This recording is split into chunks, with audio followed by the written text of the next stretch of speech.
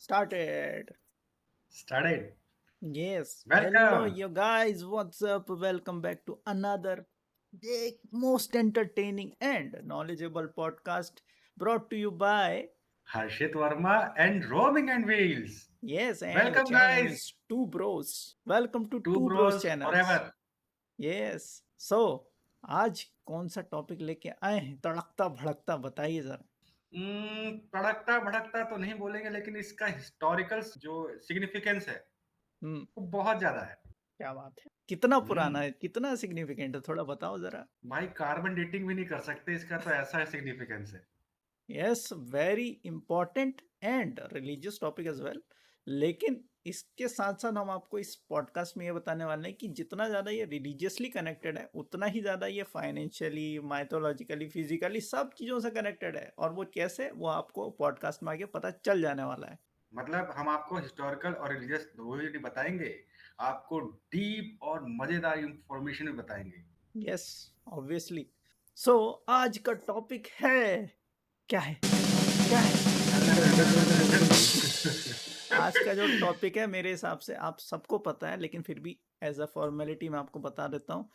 ये most trending topic चल रहा है अभी इस टाइम का। Hmm, not in just India, India में सिर्फ नहीं, पूरे वर्ल्ड भर में जो कंट्रीज में ये रिलीजन फॉलो नहीं भी होता स्ट्रिक्टली, वहाँ पर हम्म, भी इस चीज़ों को टॉप 10 सर्च में आपको मिल ही जाएगा। क्या राइट। आप तुक्का लगाना चाहते हैं क्या टॉपिक है? वैसे मैं बोल तो रहा हूँ, लेकिन आपको ऑब्वियसली थंबनेल और टाइटल से पता चल जाने वाला है, लेकिन फिर भी चलो हम्म, हम बता देते हैं। इस टॉपिक का नाम है महाकुंभ यस, मेला।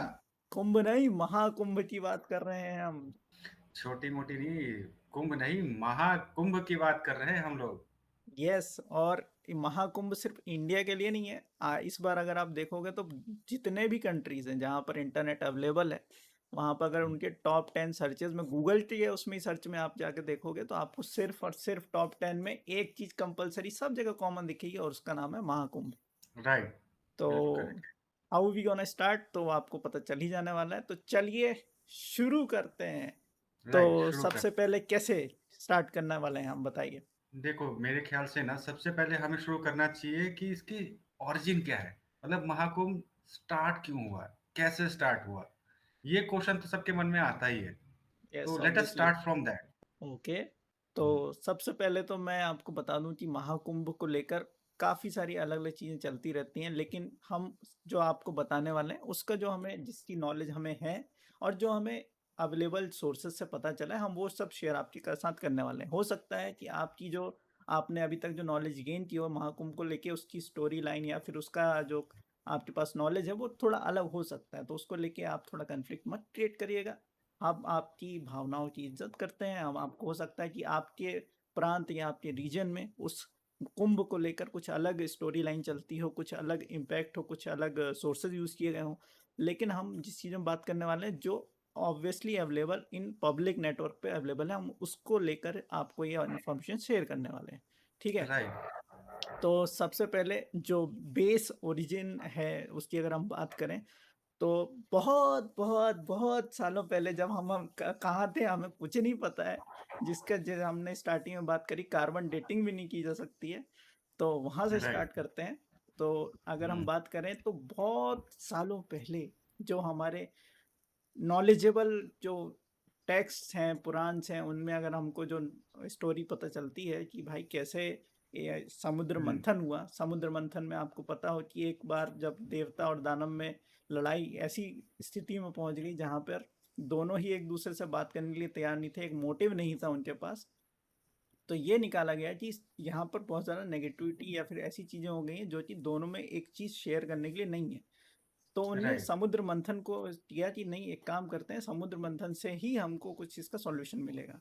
समुद्र मंथन करेक्ट। कैसे हुआ वो मैं आपको उसकी डिटेल में नहीं जाऊंगा, क्योंकि वो उसके लिए भी एक अलग पूरी स्टोरी लाइन चलती है कि भाई कैसे कुर्मा अवतार लेके उनने रखा और फिर चर्निंग हुई, क्या किसने किया, वो सब हम छोड़ देते हैं। हम बात करते हैं इस राइट। चीज़ के टॉपिक पर कि इस मेन टॉपिक का जो हीरो वो है अमृत कलश। ठीक है। तो करेक्ट। समुद्र मंथन में से बहुत सारी चीज़ें निकली, उनमें से एक जो इम्पोर्टेंट चीज़ थी वो थी अमृत कलश।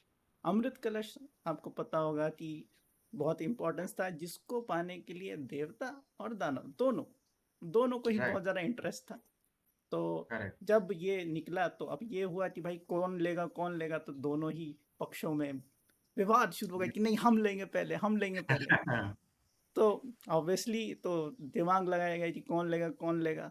तो इसको लेके भागा दौड़ी शुरू हो गई कि कौन लेके सबसे करेक्ट। पहले भाग जाए। तो इसमें से हाँ, स्टोरी आती है, शुरू होती है। क्या आप आज ये स्टोरी कंटिन्यू करना चाहेंगे या मैं ही बोलूं? बिल्कुल।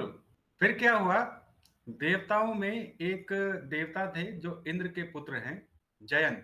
उन्होंने कलश पकड़ा और उन्होंने जो है भागना चालू कर दिया, और उनके पीछे पीछे सारे के सारे दानव भागना चालू कर गए कि भाई ये देखो देखो, कलश लेके भागे जा रहे हैं, भागे जा रहे हैं। मतलब एक तरीके से अपना अमृत रन चालू हो गया।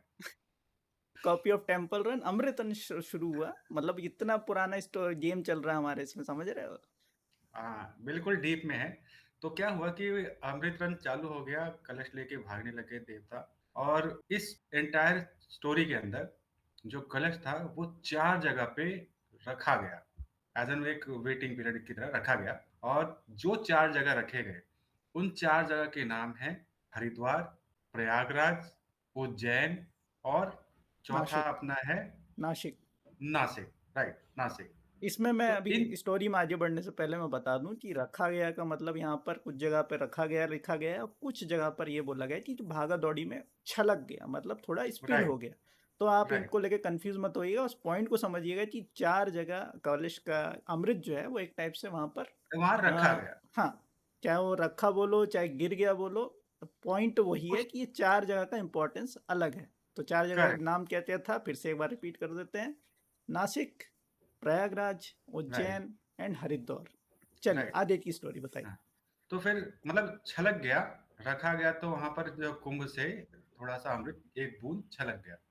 फिर क्या हुआ कि उस जगह का जो हिस्टोरिकल सिग्निफिकेंस था, वो काफ़ी बढ़ गया, और धीरे-धीरे सनातन धर्मियों को ने उस जगह का फ़ायदा उठाने के लिए एक स्नान का प्रयोजन स्टार्ट किया। और उससे ये मान्यता है हमारे सनातन धर्म में कि वहाँ पर जो भी स्नान करेगा, उसके पाप सारे के सारे धुल जाएँगे और उसको मोक्ष की प्राप्ति होगी। तो ये अपना एक जो हमारे टेक्स्ट में है, हमारे पुराने टेक्स्ट में जो ओरिजिन स्टोरी है, एक ये स्टोरी है। दूसरी स्टोरी हमारी इससे रिलेटेड एक और भी है, जो हमारे उसमें आता है कि हमारे जो सनातन धर्म के संयोजक थे, जिन्होंने सारे सनातन धर्म को एक सूत्र में पिरोया था, Shri Shankaracharya ji.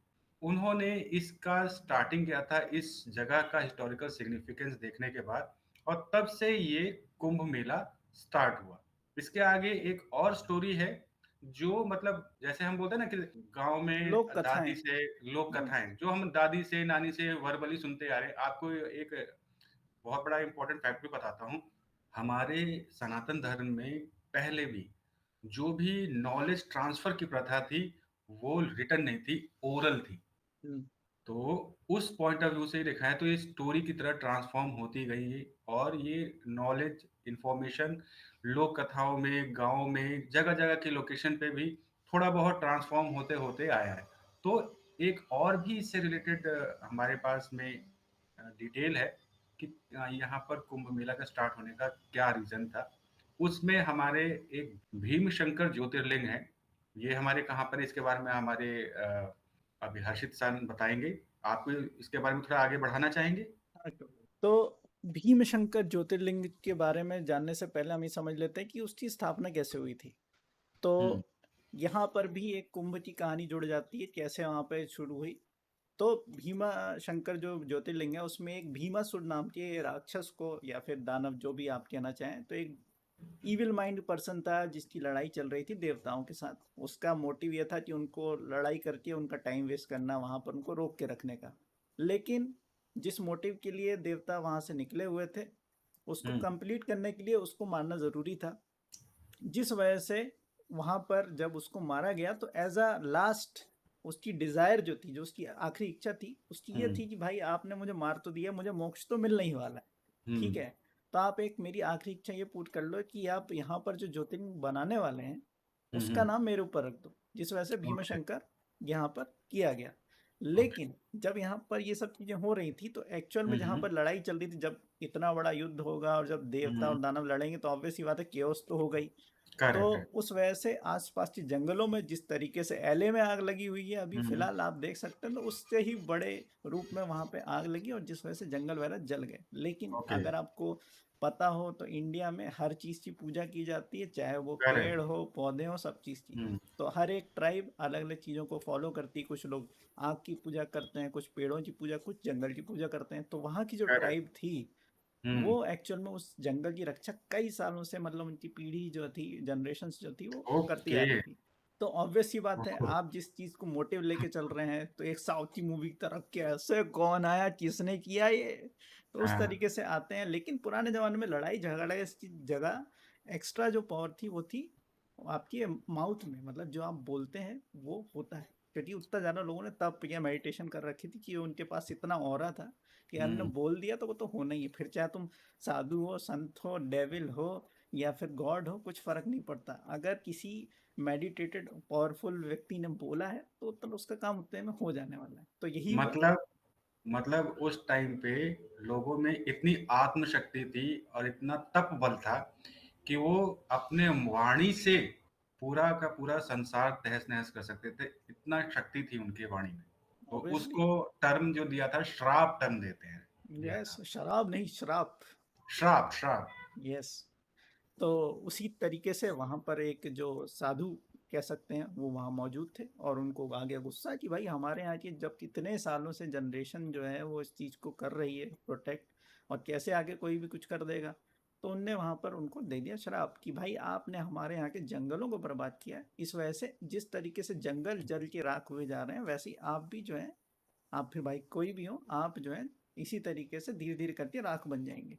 Just like right. Thanos की चुटकी धीरे धीरे करके गायब, सेम वही होने हुँ। वाला था। ओके।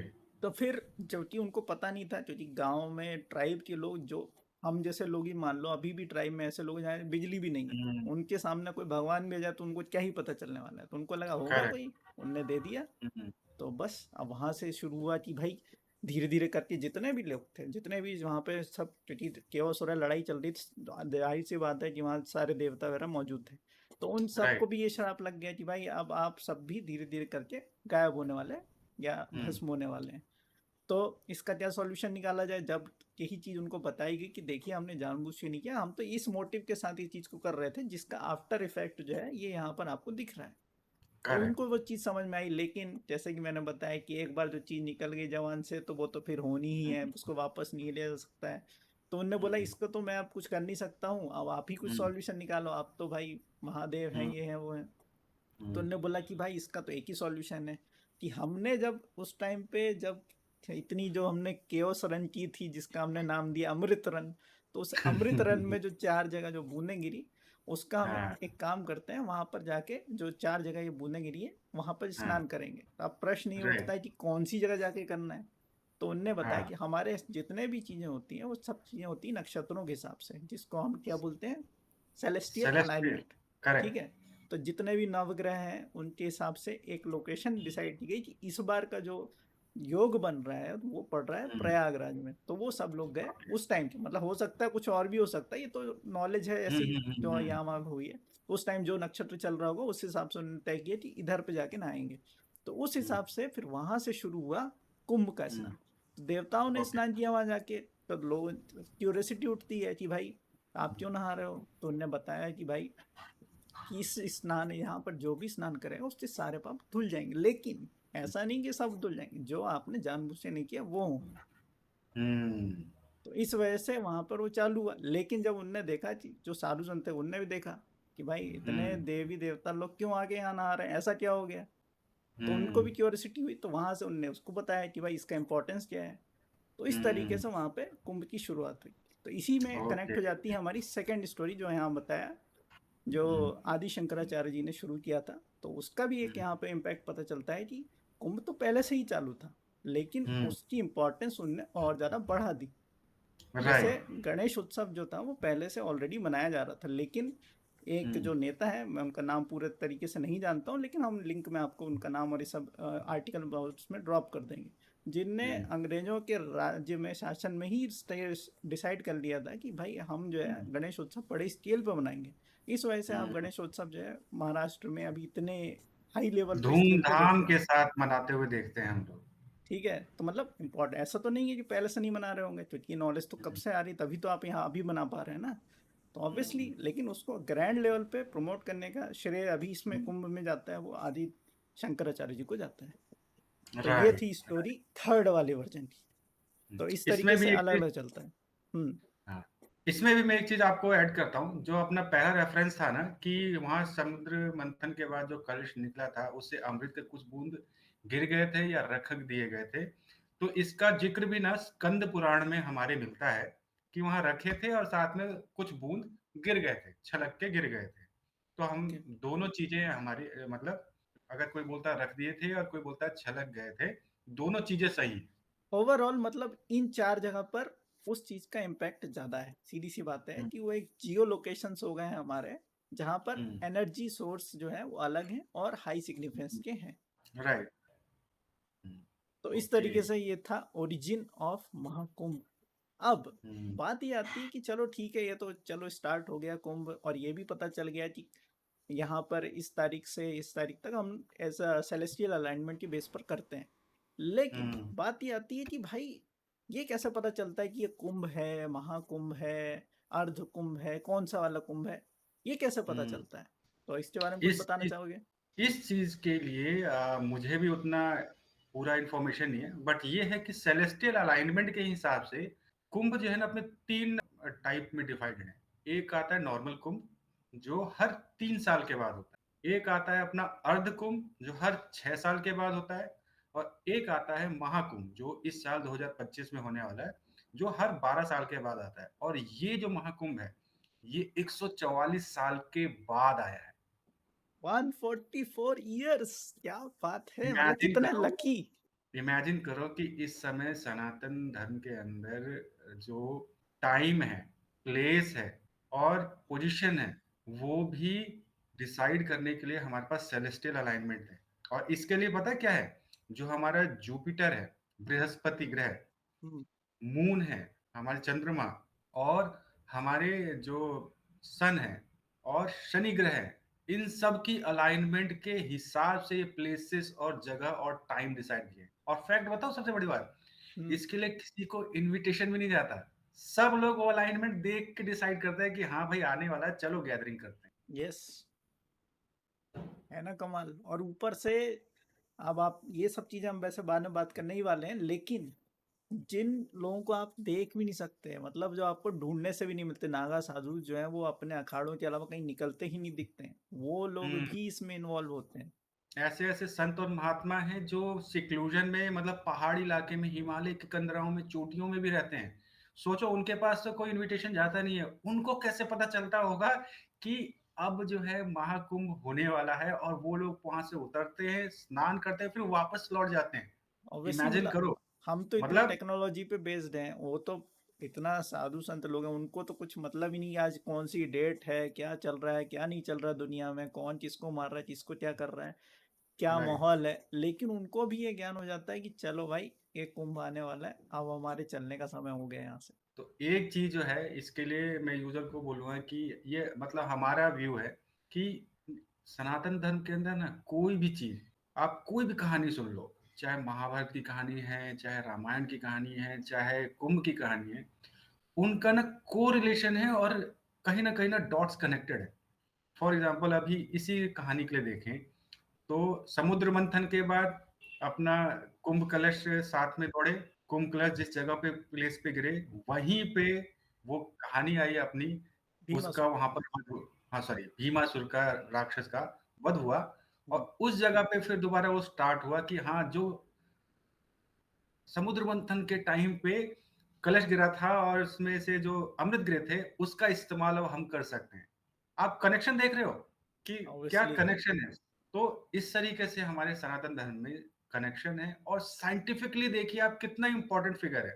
टाइम अगर अभी हमें देखना तो क्या करते हैं, घड़ी में देखते हैं। अगर आपके पास घड़ी नहीं है तो फिर आप टाइम, डेट, ये सब कैसे पहचानोगे? और उस टाइम पे सेलेस्टियल अलाइनमेंट को देख के टाइम डिसाइड किया जाता है। दैट मीन्स उनको भी पता है कि टाइम का, घड़ी का, इन सब का जो सिग्निफिकेंस है वो हमारे यहाँ पर लोकल मटेरियलिस्टिक वर्ड्स के हिसाब से भी करेक्ट नहीं है या एक्यूरेट नहीं है। जगह-जगह के हिसाब से टाइम ज़ोन लगे। अभी अगर यहाँ पर 12:30 बज रहे हैं ना, तो अमेरिका में कुछ और बज रहा होगा। तो मैं एक सिंपल एग्ज़ाम्पल अपने मेंटालिटिक पॉइंट से बोल रहा हूँ या मैं अपने थॉट के हिसाब से बोल रहा हूँ, पर्सपेक्टिव से, कि अगर मुझे बोलना होगा, "अरे! हर्षित सर, आप कहाँ पर हो?" हर्षित सर बोलेंगे, "मैं अमेरिका में।" "आओ एक काम करते हैं 12 बजे मिलते हैं।" अब भाई अमेरिका के 12 बजे या इंडिया के 12 बजे? पर टाइम ज़ोन अगर मैं अलग। बोलता यार टाइम ज़ोन अलग। पर मैं अगर हर्षित सर को बोलता हूँ, "हर्षित सर, मिलते हैं कहाँ हो? अमेरिका में।" "अच्छा अमेरिका में। एक काम करते हैं, जब अर्थ जो है ना और सन इस प्लेस पे, इस पॉइंट पे होगा तब मिलते हैं।" सिंगल पॉइंट है, सिंगल टाइम है, कोई कन्फ्यूजन नहीं। तो बस। हुँ। साइंटिफिकली भी टाइम, डेट ये सब इसकी डिसाइडेड। साइंटिफिकली हम बात करें टाइम को लेके तो एक फन फैक्ट मुझे याद आ रहा है कि साइंस को भी बीट करते हुए जो ये हमारी जो नॉलेज है वो कितनी एक्यूरेट रही है कि हमने एक पूरी बिल्डिंग बना रखी है, उसको मैं बिल्डिंग बोल रहा हूँ, उसका इम्पैक्ट मैं सॉरी पहले से बोल रहा हूँ क्योंकि लोगों के लिए तो सिर्फ बिल्डिंग ही रहने वाली जो बाहर के लोग हैं, इसलिए मैं इसको एज अ बिल्डिंग बोल रहा हूँ। हम यहाँ बात कर रहे हैं एक ऐसे टेम्पल की जो कितने ही साल पहले बना है, जिस टाइम पर ना इंटरनेट था ना इतना ज़्यादा टेक्स्ट तो नॉलेज था कि यार यहाँ पर ये चीज़ बनाएंगे, इस तरीके से बनाएंगे, और ना इतनी सारी कोई ऐसी टेक्नोलॉजी थी कि किस तरीके से उसको प्लेस किया जाए। ठीक है, क्या आप तुक्का लगा सकते हैं मैं ऐसी कौन सी मंदिर की बात कर रहा हूँ जो इतना ज़्यादा टाइम स्पेसिफिक है कि साल के 12 महीने, और हुँ। जो अलाइनमेंट है वो सूर्य की किरणों का इस तरीके से है कि आप सिर्फ सूर्य की हुँ। शेडो को देख के बता सकते हैं कि कितने बजे हैं एग्जैक्टली घड़ी में अभी के अभी। क्या आप बता सकते हो द कौन सा है? शायद साउथ में है ना, सूर्य मंदिर है, कोणार्क मंदिर की बात कर रहे हैं ये यस, बिल्कुल सही जवाब, एग्जैक्टली। और ये न्यू जर्सी में। साइंटिफिकली प्रूवन है कि हाँ भाई, जो इनने जो ये बिल्डिंग या फिर टेम्पल बनाया है वो इतना ज़्यादा एक्यूरेट है कि पूरे 12 के 12 महीने को रिप्रेजेंट करता है। इवन शुक्ल पक्ष और जो हमारा कृष्ण पक्ष है, दो अलग अलग 15 मंथ्स के, हमारे 15 डेज के साइकिल्स होते हैं एक महीने के अंदर, वो भी हुँ, हुँ। रिप्रेजेंट करता है। उनने वो भी वहाँ पे डाला हुआ है। इवन अगर आप किसी भी टाइम में जाएंगे, वैसे तो अभी वहाँ पर क्योंकि बहुत ज़्यादा मंदिर पुराना हो चुका है तो बहुत ज़्यादा आर्मी सिक्योरिटी में उसको रखा गया, और अभी इतना ज़्यादा उसको जाके एनालाइज करना पॉसिबल नहीं है। सिर्फ जो हुँ, हुँ, साइंटिस्ट हैं और स्पेशल परमिशन अलाउड है जिनको, वही जा सकते हैं, क्योंकि हुँ। मंदिर बहुत पुराने होने की वजह से उसकी हालत थोड़ी ख़राब है, और लोगों को तो आपको पता है कि हर जगह जाके सीमा लव्स रोहित ये लिखना ज़रूरी है ना, तो हाँ, इस वजह से उनको पूरा बंद किया गया है। और नहीं तो लोग जाकर रील ही बना रहे होंगे पूरा उसके ऊपर चढ़ के हाँ। कि देखिए हम तो यहाँ पर हैं, यहाँ पर, इस वजह से उसको पूरा रख के रखा गया है। अदरवाइज अभी भी वहाँ पर ये साइंटिफिकली, ऐसा भी नहीं कि मैं तो, साइंटिस्ट ने प्रूव किया है, साइंस द्वारा ये प्रूवन है कि हाँ भाई इतना एक्यूरेट है ये मंदिर कि आप सिर्फ शेडो को देख के बता सकते हैं कि टाइम क्या हुआ है, कौन सा मंथ व्यूअर्स चल को रहा है, कौन सा टाइम चल रहा है। व्यूअर्स को इसमें हम सॉरी पहले से बोलते हैं। ये जो शब्द हमने बोले ना कि अभी साइंस नहीं है, अभी साइंस है, पहले तो टेक्नोलॉजी भी नहीं थी। हमें नहीं पता, हमारे को जैसी मतलब एजुकेशन है, हम उस हिसाब से ये शब्दों का प्रयोग कर रहे हैं। यूज़र्स हमें इसके लिए माफ़ करें। साइंटिफिकली देखें, टेक्नोलॉजिकली देखें तो उस टाइम पे हो सकता है ऐसी टेक्नोलॉजी हो जो हमें अभी पता भी नहीं है या वो हिडन है। बट हमारा जो क्रक्स है कहने का, वो ये है कि आप ये देखिए कि सनातन धर्म में जो लोग थे, जिन्होंने ये सारी की सारी चीज़ें डिसाइड करी और ये बनाए हैं, वो भी कितने साइंटिफिकली इस चीज़ को समझ रहे थे, इसको जानते थे, इन सब की उनको नॉलेज थी, जिसको बेसिस पे उन्होंने ये चीज़ें बनाई। तो हमारा क्रक्स ये है इस चीज़। Yes, obviously. तो तो हम अभी तक जो सुन रहे थे, देख रहे थे कि जहाँ 4 जगह पर जो अमृत बूंदें गिरी वहाँ से कुंभ मेला जो हुँ, है स्टार्ट हुआ। ठीक है, हुँ, तब बात ये आ जाती है कि कुंभ मेला फिर स्टार्ट होता कैसे। चलिए, अब ऐसे तो हम तो नॉर्मल पीपल हैं, हमको तो फिर जब पता चलता है कि कोई बताता है कि इस डेट से इस डेट तक कुंभ मेला हुँ, स्टार्ट होने वाला है, तो हुँ। फिर जब डेट पता चल जाती है तो उसके बाद की क्या प्रोसेस है? देखिए, डेट अगर जब मिल जाती है ना, तो उसके बाद इसका 45 दिन का साइकिल रहता है और ये अगर हम हिंदू कैलेंडर के हिसाब से देखें, तो पौष पूर्णिमा से स्टार्ट होती है। फॉर एग्ज़ाम्पल जैसे अभी जनवरी 2025 का अब हम महाकुंभ मेला देखें ना, तो ये 13 जनवरी से स्टार्ट होगी, which is Paush Purnima as per Hindu calendar. और ये 26 फरवरी जो महाशिवरात्रि है, उस दिन जाके ये कंक्लूड होगा। तो जो सबसे पहला दिन है पौष पूर्णिमा या 13 जनवरी, उस दिन से ऑफिशियली महाकुंभ स्टार्ट होगा। पहले दिन जितने भी अपने सन्यासी अखाड़े हैं, हमारे सनातन धर्म में 13 अखाड़े हैं और एक और अखाड़ा अभी जुड़ा है, 14 अखाड़े। उस अखाड़े के बारे में मैं चाहूँगा कि हर्षित सर आप बताएँ कि क्या है? सबसे पहले मैं बता दूं कि ये जिस तरीके से हम बात कर रहे थे कि कैसे स्टार्ट होता है, तो मैं थोड़ा सा उसमें एक्सप्लेन और कर देता हूँ कि जब भी एक कुंभ मेला स्टार्ट होता है तो ऐसा नहीं कि अरे कोई भी बंदा गया बोले यार इस साइड से चल रहा है, इस साइड से जाके नहा लेता हूँ, यहाँ से अरे एक ही तो नदी है उसी में तो नहाना ही है। ऐसा नहीं है। उसका हुँ, भी एक पूरा पूजा और सब विधि होने के बाद जब अखाड़े के जो लोग हैं, जो ऐसे ही हुँ, नहीं जो आते हैं, जो हुँ, प्रतिष्ठित लोग हैं, जो बहुत ही नॉलेजेबल हैं, जब वो पहला स्नान करते हैं, हुँ। उसके बाद से वो कुंभ मेला ऑफिशियली स्टार्ट होता है और ये समझा जाता है कि अब से यहाँ से कुंभ में अमृत जो है बहना शुरू हो गया है। तो ऐसा नहीं कि ओके। आपने टाइम देखा अरे 5 बजे, अरे आज की डेट में तो चालू हो रहा है और आपने डुबकी मारी है बोले अरे भाई मैं तो नहा लिया कुंभ में, ऐसा नहीं है। नहीं, नहीं, नहीं, नहीं, नहीं, नहीं, कुंभ सही मेला है, जहाँ से वो साधु संत लोग ओके। नहाना शुरू करते हैं उसके बाद से ऑफिशियली शुरू हो जाता है। तो डीप अगर मीनिंग हम समझिए इसका। हाँ, तो मतलब ऐसा नहीं है इसमें भी एक, अगर देखा जाए तो नॉलेज की बात यह है कि जब कोई नॉलेजेबल व्यक्ति वहां नहा रहा है, जब मंत्रों का उच्चार हो रहा है, उसके बाद से वहां हुँ, पे वो पावर जो है मतलब क्या बोलना चाहिए, जाना शुरू होती है, मतलब रिलीज होना शुरू होती है। जिस प्रकार हुँ, से मतलब जब तक आप स्विच नहीं दबाएंगे लाइट की यहाँ इलेक्ट्रिसिटी पास होकर तो नहीं पहुंचेगी ना, कि ये नहीं कि आप बल्ब हुँ, लगा दिए और इंतजार कर रहे हैं कि लाइट चालू क्यों नहीं हो रही है। इसी तरीके राइट। से जब मंत्रों का उच्चार होके वहां पर जब स्नान किया जाता है, साधु हुँ, संतों के द्वारा, जो नागा साधु और अखाड़े हैं, वो जब स्नान करते हैं उसके बाद से वो कुंभ का इंपॉर्टेंस एक टाइप से शुरू हो गया, मतलब एक स्विच ऑन हो गया है। अब वहां पे आप नहाना शुरू कर सकते हैं, ये चीज मानी जाती है। मतलब अगर हम बोलें तो जो हम बोलते हैं ना हमारे इंडिया में कहावत है संगति का असर। मतलब अगर आपको अच्छी संगति में रहेंगे ना तो उनके अच्छे गुण और अच्छे कैरेक्टरिस्टिक्स जो है आपको ऑटोमेटिकली मिलने चालू हो जाएँगे। अगर आप संत महात्माओं के साथ रहेंगे तो उनके पुण्य का लाभ आपको भी मिलना चालू हो जाएगा। सिमिलरली यहाँ पर भी ऐसा ही होता है। संत महात्मा, साधु लोग सबसे पहले वहाँ नहाना चालू करते हैं और उसके बाद जो है जो नॉर्मल आदमी है, पीपल है, वो उनके बाद नहाना चालू करते हैं। इस चीज़ के साथ में कि जो भी पुण्य अर्जित किया है संत महात्माओं ने, जितना भी उन्होंने अच्छे तब काम किए साधना की होंगे, है तप और साधना की है, उन सब का जो पुण्य का लाभ जो है, अब उनको मिलना चालू होगा अगर उनके सानिध्य में वो नहाएँगे या उनके बाद उनके साथ नहाना चालू करेंगे। तो डीप मीनिंग समझ रहे हो आप लोग? जो हमने पहले स्टार्टिंग में कहा था, बहुत डीप मीनिंग है इसका। और जैसे मैंने बताया कि अखाड़े के लोग आके जब नहाते हैं उसके बाद ही शुरू होता है, तो इस बार जो है 14 अखाड़े इसमें हिस्सा लेते हैं, लेने वाले हैं या ले हुँ, चुके हैं, क्योंकि मुझे नहीं पता ये वीडियो आप कब देखने वाले हैं। तो उस हुँ, हिसाब से हम बात करें तो इस महाकुंभ में 14 अखाड़ों ने हिस्सा लिया हुआ है, जिसमें कि हुँ, 14 अखाड़ों में से आपको जो जो मेन है वो तो आपने सुने ही होंगे, जैसे जूना अखाड़ा, निरंजनी अखाड़ा, हुँ, इनके लोग तो आने ही वाले हैं। इसके अलावा हुँ, एक अलग से भी अखाड़ा है जिसका नाम है किन्नर अखाड़ा। इसमें अगर आप हुँ, किन्नर वर्ड को सुन के थोड़ा ऑफेंड हो सकते हैं तो मैं बता दूं ये नाम ही उनका ये है, तो इसमें ऑफेंड हुँ, होने वाली कोई बात नहीं है। ये इंडिविजुअली ट्रांसजेंडर लोगों ने मिल के बनाया हुआ अखाड़ा है और हुँ, उनको भी उतनी ही इज्जत दी जाती है जैसे कि दूसरे अखाड़ों को दी गई है।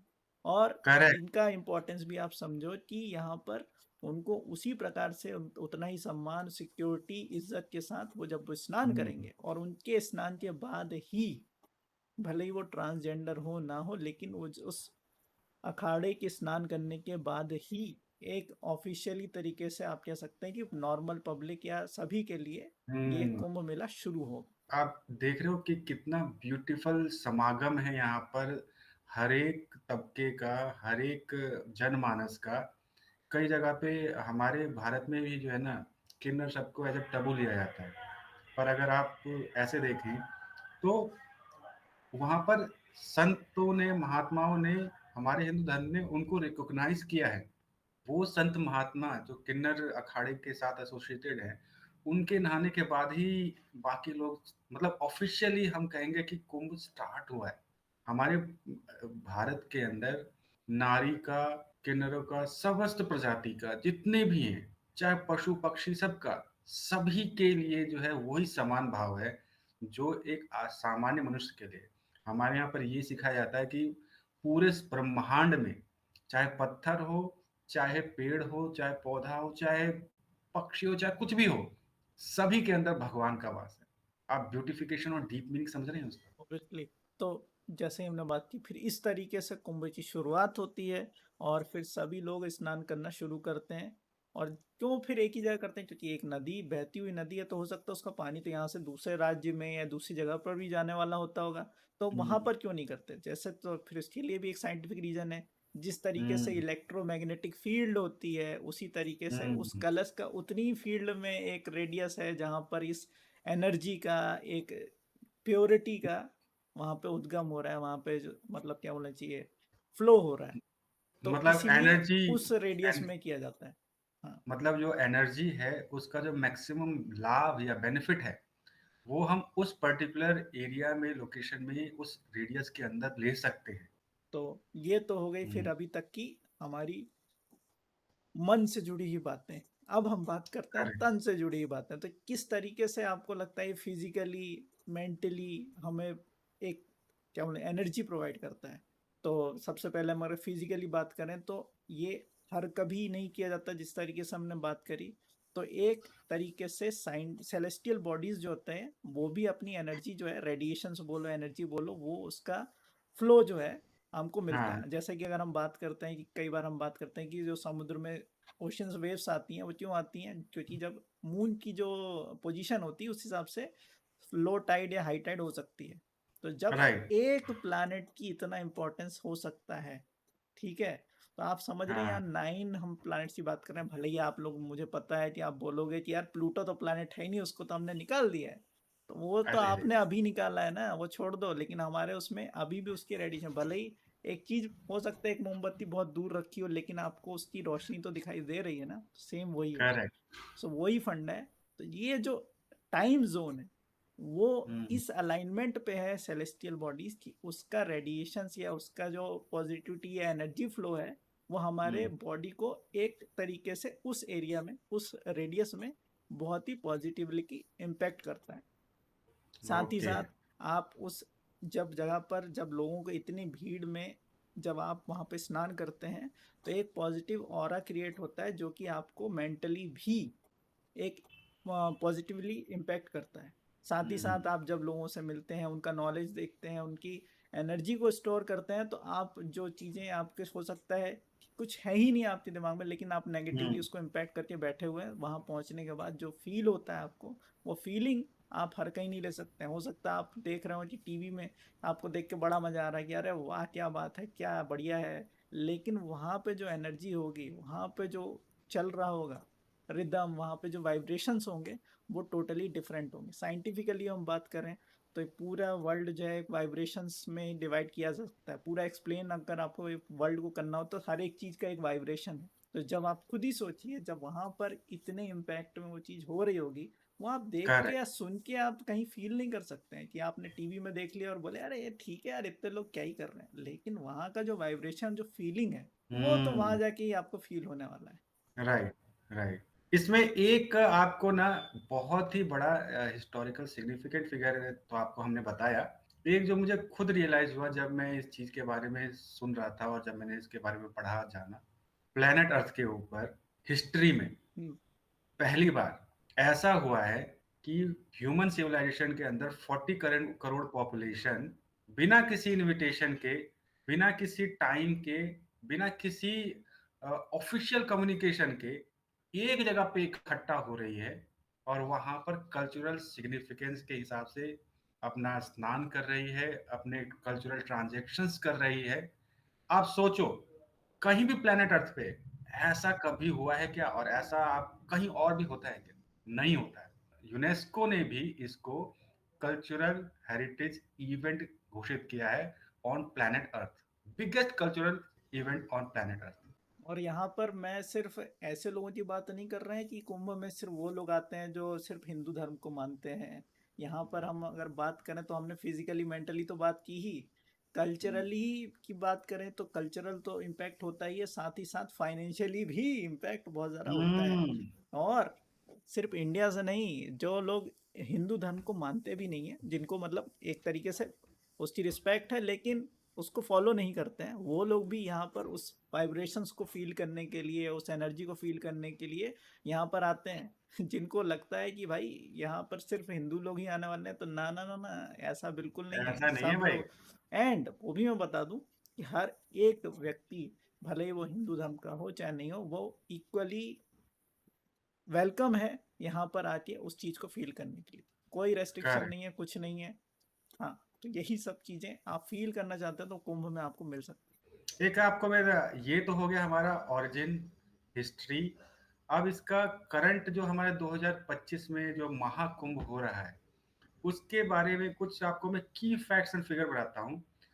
व्यूअर्स, आप लोगों की आंखें जो है चौंधिया जाएंगी अगर आप वो फैक्ट्स एंड फिगर्स सुनेंगे सिर्फ। है। बात है, बताओ बताओ, जल्दी बताओ। हाँ, मैं थोड़ा ये इन सब चीज़ों में थोड़ा ज़्यादा विश्वास रखता हूँ या घुस जाता हूँ, तो इसलिए ऐसी चीज़ें मैं थोड़ा निकाल के लाता हूँ। मैंने क्या स्टार्टिंग बात में कहा था कि देखो, हम आपको नॉलेज तो देंगे और साथ में डीप नॉलेज भी देंगे और ऐसी-ऐसी नॉलेज देंगे जो आपको खुद सुन के लगेगा कि हाँ भाई, ये नॉलेज तो है। चलो ठीक है, तो तो फिर अगर आपने अच्छे फैक्ट्स बताए तो मैं आपको अमृत दूंगा। ठीक है, लास्ट कौन-सा में अमृत भाई? आपको अमृत देने वाला हूँ। ओके, अमृत मिलने चलो। वाला है, बस आपको क्या लेना है, आपको अमृत से मतलब है, मैं आपको अमृत दे दूंगा, आप एंजॉय सही करना। बात है। ठीक है, मन चलो के बताओ। अंदर अगर श्रद्धा हो और अच्छी भावना हो तो अमृत अमृत की तरह ही ट्रीट होगा। अरे क्या बात है, चलो बताओ, चलो जल्दी जल्दी फैक्ट अब बताओ फिर मैं। अब ये आपको इसमें फैक्शन फिगर बताता हूँ। पहले ओके। तो अपना ये स्टार्ट कब से होगा? स्टार्ट तो होगा ये 13 जनवरी से स्टार्ट होगा और ये अपना जो पूरा 45 दिन का साइकिल होगा और ये अपना 26 फरवरी जिस दिन महाशिवरात्रि है। बम बम याद बोले। रखो, बम बम बोले, यानी कि आप देख रहे हो स्टार्टिंग डेट भी और एंड डेट भी कितना सिग्निफिकेंट है जब खत्म हो रहा है, वो भी कैसे, सेलेस्टियल अलाइनमेंट के हिसाब से। दूसरा, इस बार जो है ना जो महाकुंभ हो रहा है 2025 में, ये यूपी के प्रयागराज में हो रहा है और यहाँ पर इस साल टोटल जो एस्टिमेटेड फिगर है, जो वहां पर पिलग्रिम श्रद्धालु आएंगे, वो 40 से 45 करोड़ पिलग्रिम्स के आने की एंटिसिपेशन है। 40 वाह। से 45 करोड़। वाह, मतलब हम सिर्फ एक लोकेशन की बात कर रहे हैं, एक राज्य हाँ, की भी, स्टेट की बात नहीं कर रहे हैं, सिर्फ एक हाँ, सिटी की बात कर रहे हैं, एक लोकेशन की। उसमें मैनेज करना है इतने लोगों को। हाँ, और उसके अंदर भी ऐसा नहीं है कि 40 से 45 करोड़ आ रहे हैं तो सारे के सारे साधु संत ही आ रहे हैं। उसमें भी ना दो टाइप के मतलब पिलग्रिमेज आते हैं। एक को बोलते हैं हम लोग कल्पवासी और दूसरे जो अपने नॉर्मल पिलग्रिम्स हैं। तो जो कल्पवासीज हैं वो भी 15 से 20 लाख आ रहे हैं। कल्पवासी वैसे होते कौन है? वो श्रद्धालु होते हैं जो एंटायर अपने महाकुंभ के साइकिल में वहां पर रहेंगे, वहां पर पूजा तब करेंगे, वहां पर स्नान करेंगे और जब अपना कुंभ खत्म हो जाएगा तब वहां से वो अपने लोकेशन पे चले जाएंगे। वाह। तीसरा, पीक डेज। पीक डेज में भी ना इस बार जो हमारा सबसे बड़ा इंपॉर्टेंट जो डेट है वो है मौनी अमावस्या। मौनी अमावस्या अपना 29 जनवरी को है एज पर अपने सेलेस्टियल अलाइनमेंट के हिसाब से। इस दिन सिंगल डे में, याद रखना, सिंगल डे में 8 से 10 करोड़ लोग स्नान करेंगे। ये सिंगल डे में। 8 से 10 करोड़ काफी सारी कंट्रीज की टोटल पॉपुलेशन से भी ज्यादा है। और वो भी सिंगल डे में सिंगल जगह पे उस डेडिकेटेड लोकेशन में स्नान करेंगे। आप सोचो कितना बड़ा फिगर है और कितना सिग्निफिकेंट इवेंट है ये। इसी तरीके से अगर हम इसके इंफ्रास्ट्रक्चर की बात करें तो ये जो कुंभ मेला है ना, ये टोटल 4000 हेक्टेयर में इस बार हो रहा है। और जो घाट है जहां पर लोग स्नान करेंगे, 12 किलोमीटर लंबी घाट है। आप गूगल, 12 किलोमीटर लंबा, उसको हाँ, मेंटेन 12, करना, उसकी सिक्योरिटी देखना। वाह। अरे उस पे भी आता हूँ सर। मतलब हम्म। 12 किलोमीटर का मैं सिग्निफिकेंस आपको बताना चाह रहा हूँ। 12 किलोमीटर ना मेरे घर से मतलब नोएडा मोड़ से अपना जो रेलवे स्टेशन है ना नई दिल्ली, उतनी दूर। तो एक मतलब पर्सपेक्टिव देने की कोशिश कर रहा हूँ। गाइस, एड्रेस बारह रिवील हो किलो गया, address reveal, address reveal. Similarly parking facilities भी हैं। रोड इंफ्रास्ट्रक्चर अगर आप बात करें ना, अगर ये आपकी आंखें ना चौंधिया दे तो मुझे मेरा नाम बदल देना। टोटल रोड लेंथ जो है इस मेला एरिया में 450 किलोमीटर है। मतलब रोड क्या लेंथ इन द बात है। सेंस कि road length in the sense कि जैसे गलियां हो गई, हुँ, अपने एयरपोर्ट से यहाँ पहुँचने के लिए हो गया, या एक स्टेट से दूसरे स्टेट, इस स्टेट में या एक सिटी से इस सिटी के अंदर जो अपने रोड के नेटवर्क्स हैं वो सब 450 किलोमीटर है। 450 किलोमीटर का अगर पर्सपेक्टिव देखना हो ना, तो यहाँ पर कई सौ ऐसे कंट्रीज हैं जहाँ की सिटीज और स्टेट्स, 2-3 स्टेट्स मिला के इतनी डिस्टेंस नहीं होती। इंडिया में अगर हुँ, हम बात करें ना, तो हुँ। दिल्ली से जयपुर भी 450 किलोमीटर नहीं है। सही बात है। तो आप इम्पोर्टेंस समझ रहे हो इसका? अब आते हैं हम लोग, ये तो हो गया अपना एक तरीके से जो वहाँ का की फिगर्स। उसके बाद आते हैं हम लोग इकोनॉमिक इम्पैक्ट के ऊपर। देखो एक ना सबसे बड़ा, जब मैं कॉलेज के टाइम पे था उस समय ये टॉपिक भूलना नहीं चाहिए, या क्या क्या मतलब इसको एक्सप्लेन करना चाहिए नहीं करना चाहिए। राम मंदिर का जब चल रहा था ना विवाद, हुँ, उस समय कई सारे लिबरल्स लेफ्टीज ये सब थे, बोलते थे यार मंदिर बना के क्या कर लोगे तुम लोग, इसकी जगह स्कूल बना देते, हॉस्पिटल बना देते, उससे लोगों का फायदा जाता है। पर उस समय जो डीप अंडरस्टैंडिंग थी ना लोगों की, वो कोई बता नहीं पा रहा था। मैं आपको बस अभी ये फिगर बता रहा हूँ, आप इसे बस अंडरस्टैंड करना, फिर मैं आपको बताऊंगा कि क्या सिग्निफिकेंट इफेक्ट है। इस सिकल इवेंट में एस्टिमेटेड बजट जो है, जो गवर्नमेंट खर्च करने वाली है, वो है 7,500 करोड़ रुपए। पर हुँ। इस इवेंट के अंदर जो इकोनॉमिक ट्रांजैक्शन होगा, मतलब लोग खरीदारी करेंगे या रेवेन्यू जनरेट होगा, वो है 2.5 लाख करोड़। 2 से 2.5 लाख करोड़ का ये जो रेवेन्यू है इस 45 2.5 दिन के अंदर। करोड़! कितने ज़ीरो लगाने पड़ेंगे वो तो मैं ये सोच रहा हूँ। अरे अरे वो भी छोड़ो, आपको मैं जीडीपी के टर्म्स में समझाता हूँ। हाँ, ये अपने सही है। हाँ, अपने इंडिया का जो जीडीपी है ना, उसका 0.8% जो है, हुँ, वो इस 45 दिन में ट्रांजैक्शन होगा। और ये मैं ऑलमोस्ट अपनी वर्बल 1% नहीं ही बोल मान रहा के हूँ। चलो भाई। ये फिगर हाँ, वैसे ऑब्वियसली हम बता दें आपको पहले ही, ये फिगर का आपको कहाँ से हमने जनरेट किया, मन से नहीं बनाया। उसके लिंक्स, सोर्सेज़ आपको डिस्क्रिप्शन में भी मिल जाने वाले हैं। हाँ, तो शांति राइट, बना के पूरा सुन लेना पहले, उसके बाद फिर नीचे डिस्क्रिप्शन में जाना, करेक्ट। आराम से बैठ के पढ़ना। बच जाएगा। आगे मैं आप बताइए। हाँ, मैं इसमें वर्बली बताता हूँ। This is called confederation of all India traders association, CAIT. उनकी हुँ, तरफ से एस्टिमेट जनरेटेड है। और इसका क्या बात है। सिग्निफिकेंट अगर और चलो इसको और सिंपल तरीके में समझाता हूँ। जीडीपी की तरफ से पढ़ाया है कि 0.8% है। आपको पता है कि अपने इंडिया का 2024 का जो डिफेंस का बजट था, वो जीडीपी का 1.89% था। और ये 45 दिन के अंदर हम कितना कर रहे हैं? 0.8। मैं आपको सिंपलेस्ट सिंपलेस्ट तरीके में बताऊँ ना, जो लोग कंफ्यूज हो रहे होंगे कि अरे इतना एक सारा मिनट वेट फिगर करो, कहाँ से एक लेके आ मिनट रहे वेट हैं। करो, एक मिनट हुँ, वेट करो, वो भी उसी उसी टर्म्स में आते हैं। इंडिया का जो डिफेंस बजट था, जो इस बार का असाइन हुआ, 6,21,000 करोड़ का हुआ है। और 45 दिन के अंदर हम कितना जनरेट कर रहे हैं? 2.5 लाख करोड़। यानी कि अगर कुछ डिफेंस में जो हमने खर्चा पूरे साल में करने वाले हैं ना, उसका 1/4 या 1/3 हम लोग 45 दिन में अर्न करने वाले हैं। तो आप सिग्निफिकेंट देखो जो मैं बोलना चाह रहा हूँ। ऑब्वियसली मैं टूरिस्ट भी इस जो पे, आएंगे ना, हाँ, एक मैं इस पे सिंगल सा, सिंपलेस्ट एग्जांपल देने वाला था, पता है आपको? मैं तो समोसे का एग्जांपल देने वाला था। अरे आप हाँ हाँ समोसा का एग्जांपल दो भाई। देखो, थोड़ा भूख लग सकती है आपको, लेकिन मैं बता देता हूँ कि भाई साहब देखिए, फॉर एग्जांपल अगर 40 करोड़ लोग आ रहे हैं, मैं बोलता हूँ कुछ नहीं करेंगे, सिर्फ 10 रुपए का समोसा भी खाएंगे तो 40 इंटू 10 400 करोड़ तो आपका यही हो गया, सिर्फ एक अरे समोसा वाह। खाने का। ठीक है, 400 करोड़ तो हाँ, ये आ गया भाई, पैसा पहले ही। फिर बात करते हैं, भाई आया है पानी पिएगा, चलो मान लेते हैं हाँ, फॉर एग्जांपल सबके लिए पानी की फैसिलिटी दे रखी। लेकिन हम्म, इसमें भी हम ये मान के चलते हैं कि 30% लोग तो ऐसे होते ही हैं जिनको लगता है कि बाहर का पानी पीने से उनकी तबीयत खराब हो सकती है या फिर सेफ नहीं है। कर, तो वो पानी की बोतल तो खरीदते ही हैं। 10-20 रुपए की हम्म, पानी की बोतल तो खरीदेगा ही। तो हम्म, 40 करोड़ इंटू 20 कर लो, ये आपके 800 करोड़ और आ गए। 1200 करोड़ हम्म, तो यहीं आ गया अपना तो।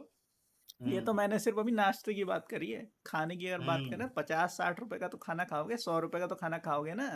हम्म, 40 करोड़ इंटू 100 कर लो, कितने हो गए? 4,000 करोड़ तो यहीं आ गए भाई साहब। ठीक है, ये तो हम्म, मैंने सिर्फ अभी खाने पीने की बात करी। यहाँ ट्रांसपोर्टेशन की तो मैंने बात ही नहीं करी है। आप लोकेशन हम्म, से अपने कुंभ लोकेशन तक पहुंचने के लिए कम से कम 10-20 रुपए का तो ऑटो करोगे, या फिर पैदल ही हम्म, जाने वाले हो, जा भी सकते हो, हम्म, आपकी मर्जी है। हम मान लेते हैं 50% लोग जो है ऑटो करेंगे, 40-50 रुपए का खर्चा लगेगा ही लगेगा। फिर से 40 करोड़ से इंटू कर लो, आपका वो भी हो गया। फिर फ्लाइट की हम बात करें, यहाँ तो हमने अभी दूसरे देश या शहरों से आने वाले लोगों की तो बात ही नहीं करी। लोग आएंगे हुँ, कैसे, ट्रेन से, फ्लाइट से। इवन हुँ, जो कुछ लोग जो है तो आउट ऑफ कंट्री से आ रहे हैं, वो हुँ, उसको तो हम उनके फ्लाइट का खर्चा तो सीधे हजारों लाखों में है, क्योंकि कुछ कंट्रीज हुँ, का तो वन साइड का किराया ही सीधे 1 लाख का है। हुँ, आने जाने का खर्चा ही 2 लाख के ऊपर हो जा रहा है। उसका इंटू तो तुम छोड़ ही दो, मतलब जो लोग अभी सोच रहे हो ना फालतू में सरकार ने इतना खर्चा कर दिया तो मैं तो आपको सिर्फ समोसे में ही निपटा दूंगा, इतना इतना खर्चा तो, हुँ, कि भाई इतना खर्चा तो सिर्फ लोग आएंगे ना और यहाँ बैठ के आज सिर्फ पानी भी पियेंगे तब भी इतना कंप्लीट हो जाने वाला है। एंड करेक्ट, ये तो सिर्फ वो बातें हुई कि जो सरकार बता रही है। अगर आप अपना नॉर्मली भी दिमाग लगाओ, कोई भी एक वहां पे जाके एक पान की टपरी भी खोल लेगा ना, और उसमें सिर्फ हुँ, 10% लोग, मैं बोलता हूँ सिर्फ 10% लोग सिर्फ टेस्ट करने के नाम पे खा के जाएंगे ना पान, तब भी जितना हुँ, खर्चा किया ना उससे ज्यादा वसूल हो जाने वाला है। Correct, correct. और ये तो अब ऐसे फिगर्स बताए जो मैंने कि आप नॉर्मली अपना सिंपल लॉजिक लगा के भी आप निकाल सकते हैं, साइंटिफिकली वी कुछ निकालने की जरूरत ही करेक्ट। नहीं है। देखो व्यूअर्स को ना ये फिगर्स जो हमने बताए इसको मतलब ये किसी के हो सकता है कि गले से भी ना उतर रही हो। उस चीज़ को हमने और सिंपल वे में समझाने के लिए जो है हर्षित सर ने आपको एक सिंपल एग्जांपल दिया है कि देखो मतलब एक समोसे से आदमी 40,000 करोड़ का रेवेन्यू जनरेट कर रहा है वहाँ पर। तो 2 लाख 2.5 लाख करोड़ तो मतलब एक नॉर्मल सी बात हो गई। इसमें ही अगर कंटिन्यू करें ना तो जो वहाँ की ट्रेडर्स एसोसिएशन है, उनका ये मानना है कि ऑन एन एवरेज जो एक टूरिस्ट है 5,000 से ज़्यादा नहीं स्पेंड करेगा। मान लेते हैं, तो भी 2 लाख करोड़ का रेवेन्यू जनरेट कर रहे हैं। और टूरिस्ट अगर कोई पर्सन आ रहा है और 5,000 नहीं जनरेट करेगा, से ज़्यादा खर्चा करेगा, कम तो खर्चा नहीं करेगा। यार फ्लाइट का ही एक लग एक जाने वाला भाई, इतना अ, कैसी बातें कर रहे हो। और क्या और सिंपल सा, वहाँ पर ना अभी हेलीकॉप्टर सर्विसेज़ भी चल रही हैं। एक हेलीकॉप्टर सर्विस का ऑन एन एवरेज जो वहाँ पर प्राइसिंग है वो है 5,000 रुपये। अगर सिर्फ 7,000 भी ना श्रद्धालु डेली वहाँ पर हेलीकॉप्टर से उतरे और अपने जगह पे जाए, वहाँ से जो है ना ओवरऑल 150 करोड़ जनरेट हो रहे हैं 7,000 लोगों से। और हम तो यहाँ 40 करोड़ लोगों की बात कर रहे हैं। तो जो फिगर्स जो हैं ये कितने बड़े और कितने इंपॉर्टेंट फिगर है। जीडीपी का 0.8%, जिसको नहीं समझ में आ रहा होगा लेकिन तो उनके लिए कई कंट्रीज ना अपने डिफेंस बजट में जीडीपी का 1%, 1.25%, 1.5% इससे ज्यादा नहीं रख पाती। इवन इंडिया खुद जो है जीडीपी का जो है 1.89% डाल रही है। और उसका सोचो जीडीपी का 0.8% मतलब हाफ जो है उसका अपने ओवरऑल डिफेंस बजट का वो 45 दिन में जनरेट हो रहा है। सिंपल लैंग्वेज में अगर बात करें तो बजट और इकोनॉमिक इम्पैक्ट आप देख रहे हो उसका। उसके अलावा अब जो क्वेश्चन था हमारे हर्षित सर का कि भाई ये बजट का इम्पैक्ट तो हो गया लेकिन वहां पर कैसे मैनेज करेंगे? क्या वहां जाना इतने लोगों को मैनेज करना कि इतना आसान है क्या? नहीं है। तो उसके लिए कुछ ना कुछ तो मेजर किया होगा ना गवर्नमेंट ने। तो उसके ऊपर भी मेरे पास इंफॉर्मेशन ऑफ एक्शन फिगर है। बोलो मैं आगे बढ़ाऊं? बिल्कुल बिल्कुल भाई, बहुत इंटरेस्टेड हम जानने के लिए, बिल्कुल रुकने का ही नहीं, जल्दी से बिल्कुल एक्सप्रेस ट्रेन की तरह बता दो बिल्कुल। एक्सप्रेस ट्रेन में अगर हम बात करें तो सैनिटेशन एंड सेफ्टी मेजर्स के अंदर टॉयलेट्स की व्यवस्था की है ताकि ओपन डेफिकेशन या इस तरीके से ना रहे। 1.5 लाख टॉयलेट जो है सेटअप हुए। उसके वाह। अलावा सिक्योरिटी में ये जो है सबसे बड़ा फैक्टर है, याद रखना। सिक्योरिटी में 45,000 जो है ना पुलिस पर्सनल, 55 पुलिस स्टेशन वहां पर डिप्लॉय किए गए हैं। क्या बात है, सेफ्टी को लेके मुझे पैता भी फैक्ट पता है। अभी जो कैमरास वगैरह भी इस तरीके से सेटअप किए हैं कि नॉर्मल हाँ ऐसा सीसीटीवी कैमरा नहीं, एआई बेस्ड सीसीटीवी कैमरास लगाए गए हैं। एग्जैक्टली। ओवरऑल 3,000 जो है एआई मॉनिटर्ड स्पेसिफिक कैमरा जो है वो लगे हैं। पानी नदी के अंदर जो है ड्रोन कैमरा लगे हुए हैं। और उसके अलावा एडिशनल लेयर जो है अपने रैपिड एक्शन फोर्स की लगी हुई है। एंटी टेररिस्ट स्क्वाड्स की लगी हुई है। मतलब परिंदा भी पर मारने की बात करें और गलत इंटेंशन से मारने करें तो उसके लिए बुरी खबर है। और जो स्क्वाड डॉग्स, स्निफ हाँ डॉग्स और ट्रेन्ड डॉग्स, ये सिर्फ डॉग्स की मैं बात करूं, सिर्फ डॉग्स की भी एक पूरी फौज है वहां पर। इवन जो वहां पे जो नदी है, नदी के ऊपर भी पुलिस कर्मी तैनात है भाई, कि तुम सोचो कि नदी से आ जाएंगे, नदी में भी पुलिस सिक्योरिटी है। करेक्ट। अगर हम सेफ्टी के ऊपर थोड़ा सा मैं ज्यादा प्रेशर देना चाहता हूँ, क्योंकि अगर हम इंटरनेशनल कम्युनिटी में भी देखें और इंडियन कम्युनिटी में भी काफ़ी रिसेंटली नेगेटिव न्यूज़ेज़ और ये सब फैलाई गई, पर्पसफुली या फिर जैसे भी फैलाई गई। तो उस चीज़ के लिए भी मेरे मन में एक शंका थी कि यार ठीक है, पर इतने लोग जाएँगे तो वहाँ पर क्या रहेगा? कुछ सेफ्टी है, क्या है, कैसे करेंगे? तो उस चीज़ के बारे में जब मैंने देखा ना, तो मेरी आँखें फटी की फटी रह गई। वहाँ पर फायर सेफ्टी के लिए एडवांस मेजरमेंट्स लगाए गए हैं, एनहांस फायर फाइटिंग इक्विपमेंट्स लगाए गए हैं, उसके लिए भी बजट खर्च किए गए हैं। अराउंड 130 करोड़ का बजट जो है सिर्फ़ और सिर्फ़ इस चीज़ के लिए है, फायर फाइटिंग और कंट्रोल के लिए, जो एलोकेट किया है। उसके अलावा हाई टेक सिक्योरिटी इंफ्रास्ट्रक्चर है, जो हमारे हर्षित बता रहे थे, मतलब AI and drone surveillance, under water drone 24/7, 100 metre deep तक पानी में अगर कोई जाना चाहे, वहां पर भी वो दिख सकता है। इतना साइबर तो पहली बात सिक्योरिटी गहरा मेजर, भी नहीं होगा, ठीक है, जितना हाँ की सिक्योरिटी जहां तक की कर रखी है इन लोगों ने। हाँ, राइट, साइबर सिक्योरिटी मेजर वहां पर मेजर्स लगा रखे हैं, मतलब एक डेडिकेटेड पूरा टीम वहां पर जो है ना साइबर सिक्योरिटी के लिए है। और इसके अलावा ये पिछले साल बार जो हुआ था 2019 में, उसमें एक स्टैम्पीड का भी केस था। तो उसको लर्निंग लेते हुए गवर्नमेंट ने अपने जो disaster response and emergency readiness की जो ओवरऑल प्रेपरेशन है, वो भी गवर्नमेंट ने बहुत ज़्यादा की है। उसने उसके लिए advance vehicle, life saving equipments, incident response system इस तरीके से रखी है। सिक्योरिटी के अंदर उन्होंने 7 लेयर की सिक्योरिटी, 7 टीयर सिक्योरिटी फ्रेमवर्क लगा रखी है। 7 टीयर का आप पर्सपेक्टिव समझना चाहो ना, तो आर्मी की जो छावनी होती है ना, उसमें भी इतना मतलब हैवी सिक्योरिटी फ्रेमवर्क का थॉट नहीं दिखेगा। मतलब पूरा एक तरीके से एक एटॉमिक प्लांट की जैसे सिक्योरिटी की जाती है ना, सेम उस लेवल की हम्म, सिक्योरिटी यहाँ पर की गई है।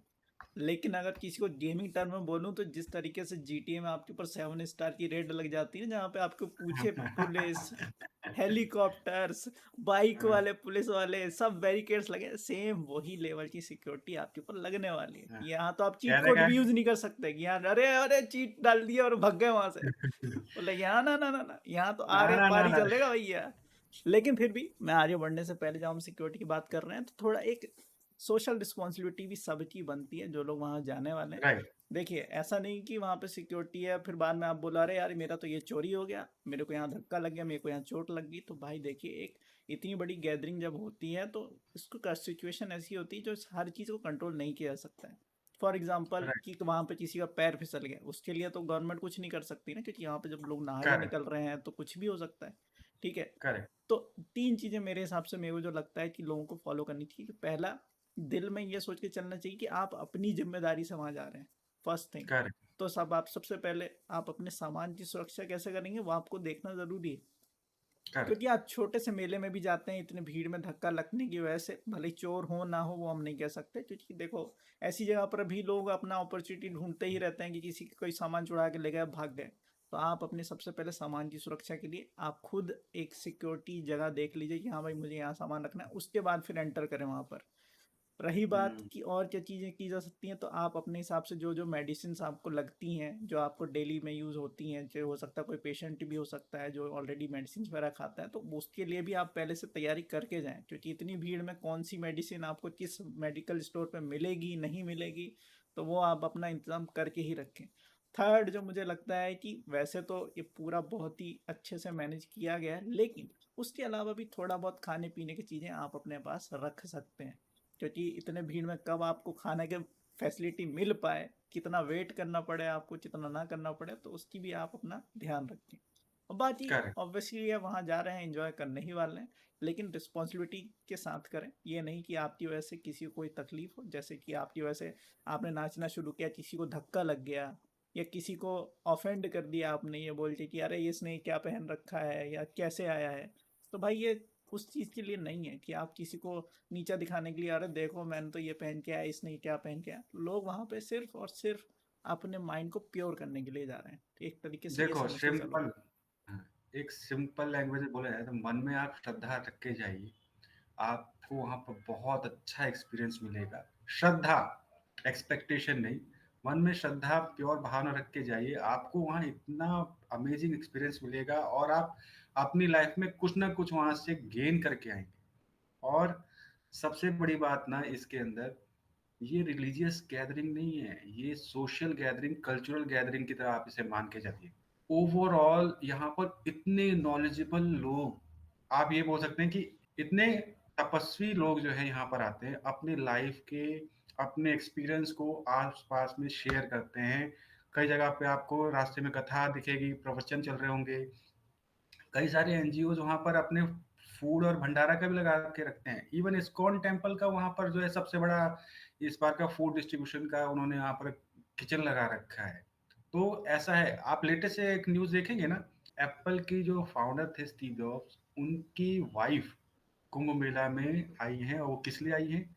वो इसलिए आई हैं ताकि उनको एक स्पिरिचुअल अवेयरनेस और अवेकनिंग मिले, उनके मन को शांति मिले, आत्मा शुद्ध करके वो जा सकें। तो मन में श्रद्धा के साथ है ना, आप इसमें जाएँगे, आपको बहुत बड़ा बेनिफिट मिलेगा क्योंकि यहाँ पर कोई औने-पौने लोग नहीं आ रहे हैं। यहाँ पर 40-45 करोड़ लोग जो आ रहे हैं, उसमें मैक्सिमम श्रद्धालु, साधु, संत, इतने तपस्वी लोग आ रहे हैं कि उनके सानिध्य में आपको कुछ ना कुछ मिलेगा ही मिलेगा। तो आप इस तरीके से जाइए, आपको बहुत मज़ा आएगा और बहुत अच्छा लगेगा। ऑब्वियसली। ये राइट। सिक्योरिटी की आपने बात करी, इसके अलावा भी कुछ और चीज़ें हैं, फैक्ट्स जो हम मिस कर रहे हैं अभी इधर? इसके अलावा कुछ फैक्ट्स हैं जो हम मिस कर रहे हैं, जो मैंने पहले स्टार्टिंग में ही बोल दिया था। जैसे कि it is the largest social gathering on planet earth by the human civilization. Social and cultural gathering on human civilization on planet earth. इसके लिए ना तो किसी को कोई इनविटेशन देने की ज़रूरत पड़ रही, ना किसी को कोई बुलाया गया, ना कोई टाइम टेबल ऐसा कुछ बताने की ज़रूरत नहीं। सभी लोगों को अपने आप यहाँ पर गैदर कर रहे हैं। यहाँ पर अपने ideas, cultural ideas, social ideas exchange कर रहे हैं। लोग अपना ज्ञान बाँट रहे हैं। लोग यहाँ पर कई जगह पे प्रवचन, कथा के द्वारा ज्ञान बाँट रहे हैं, कई जगह पे शास्त्रार्थ के द्वारा लोग आपस में ज्ञान आदान-प्रदान कर रहे हैं और लोग वहाँ पर जाके बैठ रहे हैं, उनकी बातों को सुन रहे हैं। वाद-विवाद भी हो रहे हैं कि वहाँ पर डिस्कशन भी हो रहे हैं, जिनको लोग जाके सुन रहे हैं और उनसे कुछ बेनिफिट लेके वापस आ रहे हैं। तो ये एक बहुत बड़ा फैक्ट्स एंड फिगर है जो मुझे बताना था। इसके आगे क्या लगता है आपको कि ये तो हमने बताया कि भाई कुंभ का हिस्टोरिकल सिग्निफिकेंस क्या है, इसका हमारे क्यों स्टार्ट हुआ, इसका इकोनॉमिक सिग्निफिकेंस भी हमारे यहाँ पर क्या है और क्या एक फैक्ट्स एंड फिगर जो मैंने आपको बताए, बताओ मजा आया या नहीं आया? बहुत मज़ा आया। इवन क्या क्या चीज़ें जो मेरे को भी नहीं पता थी वो पता चली कि भाई ये क्यों इतना ज़्यादा है। मतलब आप खुद ही सोचो, किसी कंट्री का 0.8% जीडीपी जनरेट हो रहा है, वो भी सिर्फ 45 डेज में। सोच लो। लोगों, ऐसी कंट्रीज भी हैं जिनको वॉर के ऊपर डिपेंड होना पड़ता है इतना जीडीपी जनरेट करने के लिए। समझ रहे हो, यहाँ राइट। पर कुछ नहीं करने, शांति पूर्वक चीजें करने की वजह से इतना जनरेट हो रहा है। तलवारें खींच के आपको या बम बरसा के जो है आपको एक तरीका है कि आप रेवेन्यू जनरेट कर सकते हो और एक है सिंपल पीसफुल गैदरिंग से आप रेवेन्यू जनरेट कर सकते हो। और भारत उसका जो है ना सबसे उच्चतम उदाहरण दे रहा है इस समय। और वसुधैव कुटुंबकम की हम बात करते हैं, उसका एक बेस्ट एग्जांपल यहाँ देखने को मिल रहा है कि यहाँ पर हिंदू धर्म के लोग तो आ ही रहे हैं, बाहर के दो लोग जो इस धर्म को फॉलो नहीं करते हैं वो लोग भी इसको एंजॉय करने के लिए, इसमें पार्ट बनने के लिए आ रहे हैं। Not just from one country, दूसरी कंट्री से। जहाँ पर लोग नहीं भी आ रहे हैं वहाँ पर भी ये चीज़ ट्रेंडिंग में चल रही है कि मतलब भाई कुंभ मेला है क्या। वहाँ पर भी लोग कुंभ की बातें कर रहे हैं जहाँ पर उसका कोई लेना देना ही नहीं है। जहाँ पर मतलब दूर दूर तक कुंभ जैसी चीज़ होती नहीं है, वहाँ पर भी लोग इसके बारे में बात कर रहे हैं। ऐसी कंट्रीज जहाँ पर शायद हिंदू धर्म के बारे में कुछ जानते भी नहीं हो, वहाँ भी कुंभ चल रहा है। और गूगल में इसमें ट्रेंडिंग टॉपिक कुंभ। यस, और इसमें और एक मजे की बात बताऊं, यहाँ जो टूरिस्ट है ना, वो क्रिश्चियन कंट्रीज के मोस्टली है, ऐसा नहीं है, क्रिश्चियन कंट्रीज के भी है, नॉन क्रिश्चियन कंट्रीज से भी आ रहे हैं। रशिया से हैं अपने, जापान से लोग आ रहे हैं, चाइना से भी हैं कुछ ऐसे, अपने भूटान से तो आते ही है, अमेरिका से है, आयरलैंड से है, जर्मनी से है, ऐसे कई सारे यूरोपियन कंट्रीज से भी लोग आ रहे हैं। मैं वही बोल रहा हूँ, ऐसा नहीं है हम्म। कि सिर्फ इंडिया के लोग ही इंटरेस्टेड हैं कि चलो यार इंडिया में तो कॉमन चीज़ है, पता ही है सबको इस चीज़ के बारे में कि हम्म। कुंभ होता है। लेकिन हम्म। बाहर की उसमें भी मुझे एक चीज़ जो लगती है कि जैसे-जैसे हम आगे बढ़ते जा रहे हैं और टेक्नोलॉजी इतनी ज़्यादा फास्ट होती जा रही है और इंटरनेट इतने तरीके से बढ़ चुका है, तो उस वजह से हुँ। भी लोगों को इसकी इन्फॉर्मेशन पता चल रही है और पता चल रहा है कि दुनिया में सिर्फ 7 वंडर्स ही नहीं होते घूमने के लिए या देखने के लिए, एक अलग हुँ। एक्सपीरियंस लेने के लिए, या फिर सिर्फ हेरिटेज साइट्स ही नहीं होती हैं जहाँ पर आप जाकर एक अलग चीज़ें फ़ील कर सकते हो या फिर उसका क्या बोलना चाहिए कि बैकवर्ड इफेक्ट देख सकते हो कि कैसे ये चीज़ हुई होगी। यहाँ पर हम बात कर रहे हैं मिलियन ऑफ मिलियन ईयर्स के पहले की ये चीज़ें हुई होंगी और ये सब सब कुछ हुआ होगा, उसको आज भी हुँ। फॉलो किया जा रहा है और ऐसे इवेंट्स जो हैं वो अभी भी होते हैं और उसके बारे में thanks to the internet also कि लोगों को पता चल रहा है और इतना ज़्यादा हुँ। उसका इम्पैक्ट यहाँ पर होता है, उनको पता चलेगा ये चीज़। राइट। और अभी ये तो हमारी बात हो गई कि हमने इसके बारे में हिस्टोरिकल सिग्निफिकेंस के बारे में, इसका इकोनॉमिकल सिग्निफिकेंस के बारे में, कल्चरल सिग्निफिकेंस के बारे में हमने इतना बताया। सेफ्टी और करंट जो हमारा महाकुंभ है 2025 का, उसमें क्या-क्या चीज़ें हो रही हैं उसके बारे में बताया। अब आते हैं, ये हमने व्यूअर्स को हमने बताया, ये तो हमने बताया ये डीप, उसके बाद ये डीप, उसके बाद और डीप में बताया। अब हम बताते हैं उनको ग्रैंडर स्केल का, कि क्या चीज है जिसकी वजह से आपको ये इसका इंपॉर्टेंस ज्यादा बढ़ता है। और आते हैं हम उस चीज के ऊपर, इंडिया की इकोनॉमी के ऊपर। इंडिया की इकोनॉमी में जो हमारा, इसका क्या लगता है आपको कि इसका सिग्निफिकेंस क्या है? मैं अगर सिर्फ सिंपल टर्म में भी बात करूं तो जैसे ही हमने बात किया था कि किस तरीके से रेवेन्यू जनरेट हो सकता है सिंपलेस्ट से सिंपलेस्ट तरीके में भी, कि 10 रुपए हम्म। का समोसा बेच के भी जो बंदा है वो कितना ज़्यादा अपने आप को बूस्ट कर रहा है। अगर एक हम्म। लोएस्ट लेवल की भी बात करें, अगर वहाँ पर इस तरीके से बूस्ट हो सकती है रेवेन्यू, जहाँ पर हम्म। मतलब जिस बंदे को कोई नॉलेज नहीं है, सिर्फ एक छोटी सी दुकान लगा रहा है, अगर उसका रेवेन्यू इतना जनरेट हो रहा है तो ऑब्वियस सी बात हम्म। है पूरे देश के लिए वो जितना ज़्यादा रेवेन्यू वहाँ से जनरेट हो रहा होगा। बिल्कुल करेक्ट बोल रहे हो। और इसमें आपको इंडिया के, अब हम ऐसे स्ट्रेटेजिक पॉइंट ऑफ व्यू से ही बात करते हैं कि देखो, इंडिया ने अभी 2023 में अपना एक विजन डॉक्यूमेंट रखा कि by 2047 we want to become a developed nation, और by 2025 they we want to become a $5 trillion economy, right? उसके अंदर टूरिज्म जो है इंडिया का सबसे बड़ा सेक्टर है, जो जॉब जनरेट करेगा, रेवेन्यू जनरेट करेगा, one of the biggest sector after service sector, या ऐसे उसमें बात करें। एक एस्टिमेट अगर हम देखें ना, तो ओवरऑल बाय 2034 इंडस्ट्री का जो जीडीपी है ओवरऑल अपने जो टूरिज्म सेक्टर का है, वो 43.25 लाख करोड़ का होगा। लाखों करोड़ों की बात कर रहे हैं इधर। 43.25 लाख करोड़ एस्टिमेटेड है। और अगर हम कुछ लोगों को लाख करोड़ ये थोड़ा नंबर अलग लग रहा है, तो डॉलर की टर्म्स में बात कर लेते हैं, चलो। चलो डॉलर की ग्लोबल पहुंच टर्म्स, गए। या हाँ, ग्लोबली जाते हैं भाई, ऐसी क्या बात है। अगर हम डॉलर्स की टर्म्स में बात करें ना, तो इंडियन टूरिज्म इंडस्ट्री जो है बाय 2029 $34.11 बिलियन का होगा। और हर साल 34 billion. Billion, B for billion. और इसका जो एनुअल ग्रोथ रेट है अभी जो एक्सपेक्टेड है, वो है 8.0% ईयर ऑन ईयर बेसिस। इतना, अगर किसी को इसको इसका इंपॉर्टेंस नहीं दिख रहा, तो मैं आपको सिंपल फैक्ट में बताता हूँ। जो अपनी स्टेट या कंट्री या किसी की इकोनॉमी भी होती है ना, उसका भी अगर जीडीपी या ग्रोथ रेट अगर 6 से 7% होता है ना, that is called healthy and positive growth. और ये इंडस्ट्री का ग्रोथ जो है, ट्रैवल एंड टूरिज्म मार्केट का, वो 8.07% एक्सपेक्टेड है। और इसमें जो और मजे की बात है ना, ये तो हो गया कि ग्रोथ है, तो भाई इससे फायदा क्या होगा यार, हमारा क्या फायदा होगा, है ना? तो अगर हम as a common working people की बात करें, मैं कह रहा हूँ कि आपको जॉब हो, मैं जॉब हो, सिर्फ इस सेक्टर से by 2034 61 lakh new jobs creation के पोटेंशियल है। क्या बात है। Six 61 lakh new jobs. Hmm. तो इसका जो अपना सिग्निफिकेंस है, इकोनॉमिक सिग्निफिकेंस, हमारे जो इंडिया का जो टारगेट है, जो विजन है कि by 2047 we have to emerge as a developed nation, tourism is going to play a significant role in India's dream. Job creation में टूरिज्म सेक्टर के अंदर अपने हॉस्पिटैलिटी है, लॉजिस्टिक्स के सेक्टर हैं, अपने ट्रांसपोर्टेशन के अंदर सेक्टर हैं। आपको बस इससे ना आपको श्योरिटी हो जाएगी कि जो इंडस्ट्रीज भी हैं, जो कंपनीज है, बड़ी बड़ी एमएनसीज है, वो इस चीज को जो ना समझ रही है और वो पहले से ना एडवांस में मूवमेंट ले रही है। एक एग्जांपल दूं आपको, हुँ, और ये फिगर ना आपको बिल्कुल आंख में, मतलब आप चौंक जाओगे इस फिगर को भी सुनने के बाद।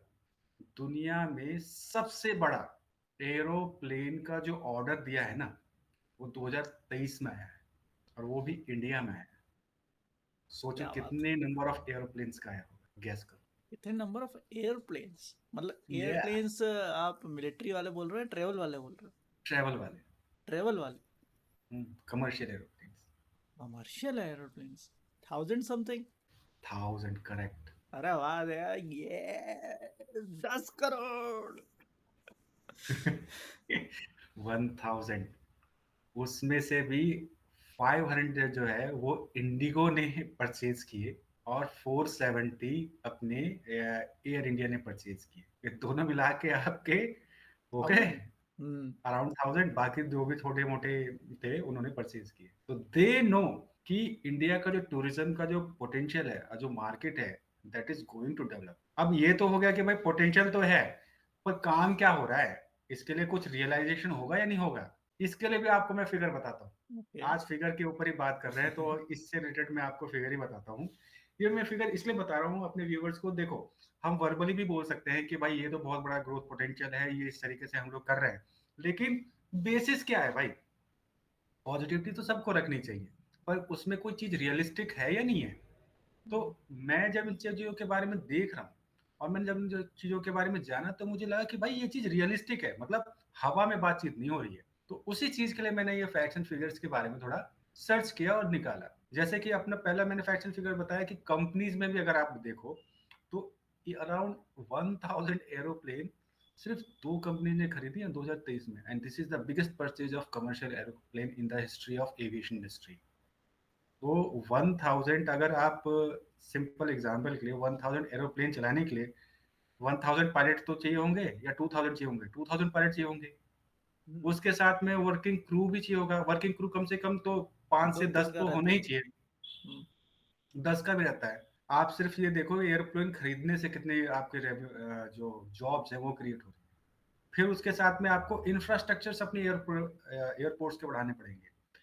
एज ऑफ नाउ इंडिया के पास में 2014 से पहले तक में 80 एयरपोर्ट्स थे। अभी 2024 तक में उन्होंने इसको बढ़ा के ऑलमोस्ट 160 एयरपोर्ट्स का कर दिया है। और by 2034 they want to create it double, like 300 working airports. क्या बात और उसके पीछे भी पता है क्या बेस है। है! हुँ, अभी नंबर 200 150 ये कम दिख रहे होंगे, पर इमेजिन करो आजादी के बाद में हमारे 70-80 साल के अंदर हम लोग ने 80 एयरपोर्ट बनाए हैं, और उसके बाद में हमने नेक्स्ट 10 साल में 80 एयरपोर्ट बनाए हैं। मतलब एयरपोर्ट बनाना आसान नहीं है, और फिर हम उस चीज को, नंबर ऑफ एयरपोर्ट्स को डबल करना चाह रहे हैं। मतलब 300 एयरपोर्ट्स का अपना प्रोजेक्टेड टारगेट है। अब अगर एयरपोर्ट बढ़ा रहे तो भाई क्यों हवा में क्यों बढ़ा रहे हैं भाई, ऐसा थोड़ी हो सकता है। इसके अंदर भी जो है ना, नीति आयोग ने और बहुत सारी जो इंडस्ट्रीज हैं के जो अपने एक्सपर्ट्स हैं, कंसल्टेंट्स हैं, उनका फोरकास्ट है कि जो अभी जो हमारे एयरपोर्ट है ना, उस पे जो पैसेंजर्स का फुटफॉल होता है, मतलब एक पैसे एयरपोर्ट पे कितने लोग आते हैं, वो 8 गुना बढ़ने वाला है। मतलब अगर अभी 100 लोग एक एयरपोर्ट पे उतर रहे हैं, तो कुछ टाइम के बाद में 800 लोग उतरेंगे उस मोमेंट में। तो 800 लोगों को संभालने के लिए, मैनेज करने के लिए अपने पास रेल, एयरपोर्ट, रोड, इन सब की कनेक्टिविटी होनी चाहिए। अच्छा, एयरपोर्ट में एयर का जो ट्रैवल है वो कौन करता है? डोमेस्टिक भी करते हैं, लेकिन अपने टूरिज्म के पॉइंट ऑफ व्यू से देखें तो किसी भी जगह पे हम प्रेफरेंस जब भी करते हैं कि भाई यार चलो यहाँ घूम के आते हैं, तो उसमें हमारा क्या फैक्टर रहता है? पहला फैक्टर रहता है अरे भाई ये घर से कितना दूर है। दूसरा रहता है यार वहां पर सीनरी या सिचुएशन कैसी है, अच्छी है या नहीं है। तीसरा फैक्टर ये भी रहता है भाई वहां पहुंच जाएंगे या नहीं पहुंच पाएंगे, कन्वीनियंस कैसा है? कन्वीनियंस कैसा है। कन्वीनियंस वाला जो फैक्टर है ना, वो हमारे लिए बहुत बड़ा फैक्टर होता है, क्योंकि उसके साथ में ना अपना पैसा भी जुड़ा होता है। अगर जहाँ डिफिकल्ट भी होता है ना पहुंचना, तो वहां पर कन्वीनियंस तो ठीक ठाक नहीं होता, पैसे भी लगते हैं। हुँ, अब इमेजिन करो कि यहाँ से दुबई पहुँचने में अगर 10,000 रुपए लग रहे हैं और यहाँ से आपको इंडिया के कोने में पहुँचने में 15,000 20,000 लग रहे हैं, तो आप कहाँ जाना प्रेफ़र करोगे अगर घूमने का भी होगा तो? आप दुबई जाना पसंद करोगे। पर इमेजिन करो, अगर आपको 10,000 जो लग रहे हैं, उसकी जगह आपको जो 15,000 अब यहाँ लग रहे हैं इंडिया के कोने में, उस कोने में अब आपको जाने में अगर मान लो 3,000 या 4,000 लग रहे हैं, आप कहाँ प्रेफ़र करोगे? इसलिए इंडिया में ही बिकॉज़ उसके 2 रीज़न हैं। एक कि मैं इस रीजन में अगर जा रहा हूँ तो मेरे को लैंग्वेज बैरियर भी नहीं, ठीक है। एग्ज़ैक्टली। सेकेंडली जो फूड वैरायटीज़ होती हैं उससे मैं अवेयर हूँ। जैसे फॉर हुँ, एग्जांपल वेजिटेरियन जो है वो बहुत ज़्यादा इंडिया में है, लेकिन बाहरी कंट्रीज़ में वेज फूड ढूंढना ही वो एक अलग टास्क है। राइट। पर ऊपर ये से पर्सपेक्टिव हाँ, लेकिन ये बोले बोले। पर्सपेक्टिव नहीं था। पर्सपेक्टिव ये था कहने का कि हम जो टूरिज़्म इंडस्ट्री की बात कर रहे हैं ना कि tourism industry going to generate 61 lakh job और $34 बिलियन डॉलर्स का रेवेन्यू जनरेट करेगा बाय 2034। तो उसके लिए कुछ काम तो करना पड़ेगा और वो काम अगर हम कर रहे हैं तो हम बोल रहे हैं कि एयरपोर्ट का एक्सपेंशन हो रहा है, अपने रोड इंफ्रास्ट्रक्चर का एक्सपेंशन हो रहा है, अपने रेलवे का इलेक्ट्रिफिकेशन भी हो रहा है। और एयरपोर्ट का मैंने एक एग्जांपल दिया कि पहले जो थे 80 एयरपोर्ट थे, अब जो 160 हुए और अगले 10 साल के अंदर हम चाह रहे हैं कि उसको 300 करके रखें। तो उसमें टूरिज्म के पॉइंट ऑफ व्यू से हम बात करें कि बाहर से जो टूरिज्म है, इंडियन टूरिज्म के साथ साथ बाहर से भी जो टूरिस्ट आएंगे उनको कैसे हम हैंडल करेंगे, क्योंकि पोटेंशियल है हमारे पास में, पर अगर यहाँ कोई आ ही नहीं पाएगा इजीली तो क्यों आएगा। मेरा ये पॉइंट था, तो उस पॉइंट से मैंने आपको कनेक्शन के लिए दिया कि आप सिंपल से देखो कि biggest purchase in the aviation history is done by two private sector companies in purchasing the airplane. उसके अलावा जो फुटफॉल है वो एयरपोर्ट्स के ऊपर 8 गुना बढ़ने वाली है। मतलब अगर अभी जो है 100 लोग आ रहे हैं तो टाइम के बाद में कुछ टाइम के बाद में 8 गुना आएंगे। अब 8 गुना आएंगे तो ऐसा नहीं है कि सारे जो है ये बिजनेस ट्रैवल वाले ही आएंगे, टूरिस्ट भी आएंगे। टूरिस्ट का भी उसमें इम्पैक्ट बहुत ज्यादा होगा। और जैसे जैसे टूरिस्ट अपने आएंगे या टूरिस्ट एक जगह से दूसरी जाएंगे तो उस लोकेलिटी में उस एरिया में जहाँ एक्सेस बढ़ेगा वहां पर पब्लिक स्पेंडिंग भी बढ़ेगी। पब्लिक स्पेंडिंग जैसे हमने अब समोसे का एग्जांपल दिया, भाई अगर कोई जगह वहां पर जाएगा चाय तो पिएगा, पानी की बोतल तो खरीदेगा, और अगर एक दिन से ज्यादा रुक रहा है जा रहा है तो कहीं ना कहीं तो वो रुकेगा भी, और अगर रुकेगा तो खाना भी खाएगा। और ऐसा भी होगा कि जा रहा है तो कुछ ना कुछ खरीद के लेके आएगा, अपने लिए कुछ ना कुछ तो पसंद कर लेके आएगा, अपनी फैमिली में मेंबर सोवेनियर, एक सोवेनियर सोवेनियर्स होता है। लेके आएगा। हाँ, उसका सिग्निफिकेंट इम्पैक्ट कितना होगा आप सोचो उस एरिया के डेवलपमेंट में। और उसकी वजह से जॉब क्रिएशन भी होगा, क्योंकि अगर टूर आ रहा है, अगर विदेशी टूर का बंदा होगा तो गाइड होगा। हम तो इंडियन भी गाइड्स की रिक्वायरमेंट रहती है हमको, कई जगह पे हम लोग जाते हैं तो कि लोकल एरिया हमें देखना है। तो जॉब क्रिएशन भी है हॉस्पिटैलिटी सेक्शन में, होटल इंडस्ट्री में, रेस्टोरेंट सेक्टर में, उस जगह पे भी जॉब क्रिएशन होगा। तो एक सिंगल एग्जांपल टूरिज्म इंडस्ट्री का मैंने दिया कि इसमें कितना बड़ा पोटेंशियल है। और इससे जो अब इंडिया का जो ड्रीम है, गोल है कि by 2047 we want to become a developed nation, और इकोनॉमी के टर्म्स में हम नंबर 1 इकोनॉमी बनना चाह रहे हैं, उसमें tourism is going to play a significant role. तो इस पॉइंट को मैं बताने के लिए आपसे ये बात कर रहा था कि ऐसा है। आपको और क्या लगता है कि महाकुंभ का जैसे हमने एक एग्जांपल लिया था, यूपी की जो गवर्नमेंट है, यूपी ने अपना यूपी में 2015 में हुआ था शायद, कि 2015 या 2019 में कि उन्होंने अपना टारगेट रखा था कि इंडिया का टारगेट है कि वो 2025 तक हमें 5 ट्रिलियन इकोनॉमी डॉलर का इकोनॉमी बनना है। तो यूपी गवर्नमेंट ने कहा था 1 ट्रिलियन या 2 ट्रिलियन डॉलर का उन्होंने अपना टारगेट रखा था। उस टाइम की बात है, पहले की बात है, हाँ 2015 की जो बोल रहे हो ना, वो उस टाइम की हाँ हाँ बात हाँ है। हाँ, तो 2 ट्रिलियन बोला था, 1 ट्रिलियन बोला था। मेरे को जहाँ तक याद है 1 ट्रिलियन का कुछ बोला था। 1 ट्रिलियन, चलो अभी यूजर को हम वो एग्जैक्ट जो नंबर है वो अपने यहाँ पर दिखा, वो भी शो कर देंगे। 1 ट्रिलियन डॉलर इकोनॉमी बनाने के लिए जो यूपी के पास में ना सबसे बड़ा पावर है, वो उनके पास में है कल्चरल पावर, जिसके बेसिस पे वो टूरिज्म को अट्रैक्ट कर सकते हैं। एग्जाम्पल के लिए आप सिंपल सा महाकुंभ का एग्जाम्पल देखो। महाकुंभ में 45 दिन के अंदर उन्होंने 2.5 लाख करोड़ का रेवेन्यू जनरेट कर रहे हैं। उनके पास ऐसे कई सारे जो है कल्चरल स्पॉट्स हैं।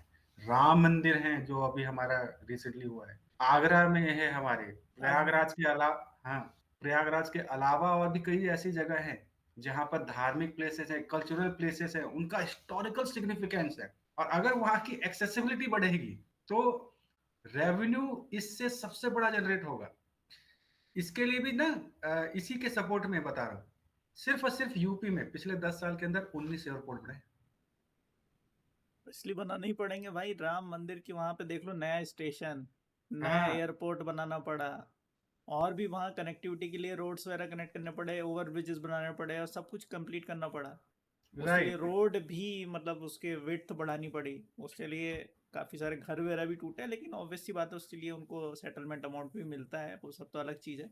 लेकिन हाँ, हम्म। ये आपको अलग से डेवलपमेंट भी देखने को मिलेगा। अब वापस हम अगर कुंभ की बात कर ही रहे हैं, तो हमने जो हम्म। इतनी लंबी बात की ट्रेवल की, तो उसमें भी मैं एक पॉइंट जोड़ना चाहूँगा कि ऐसा नहीं है कि अगर कोई व्यक्ति करके बाहर से आता है और कुंभ में आया है तो सिर्फ वहाँ का ही रेवेन्यू जनरेट हुआ है।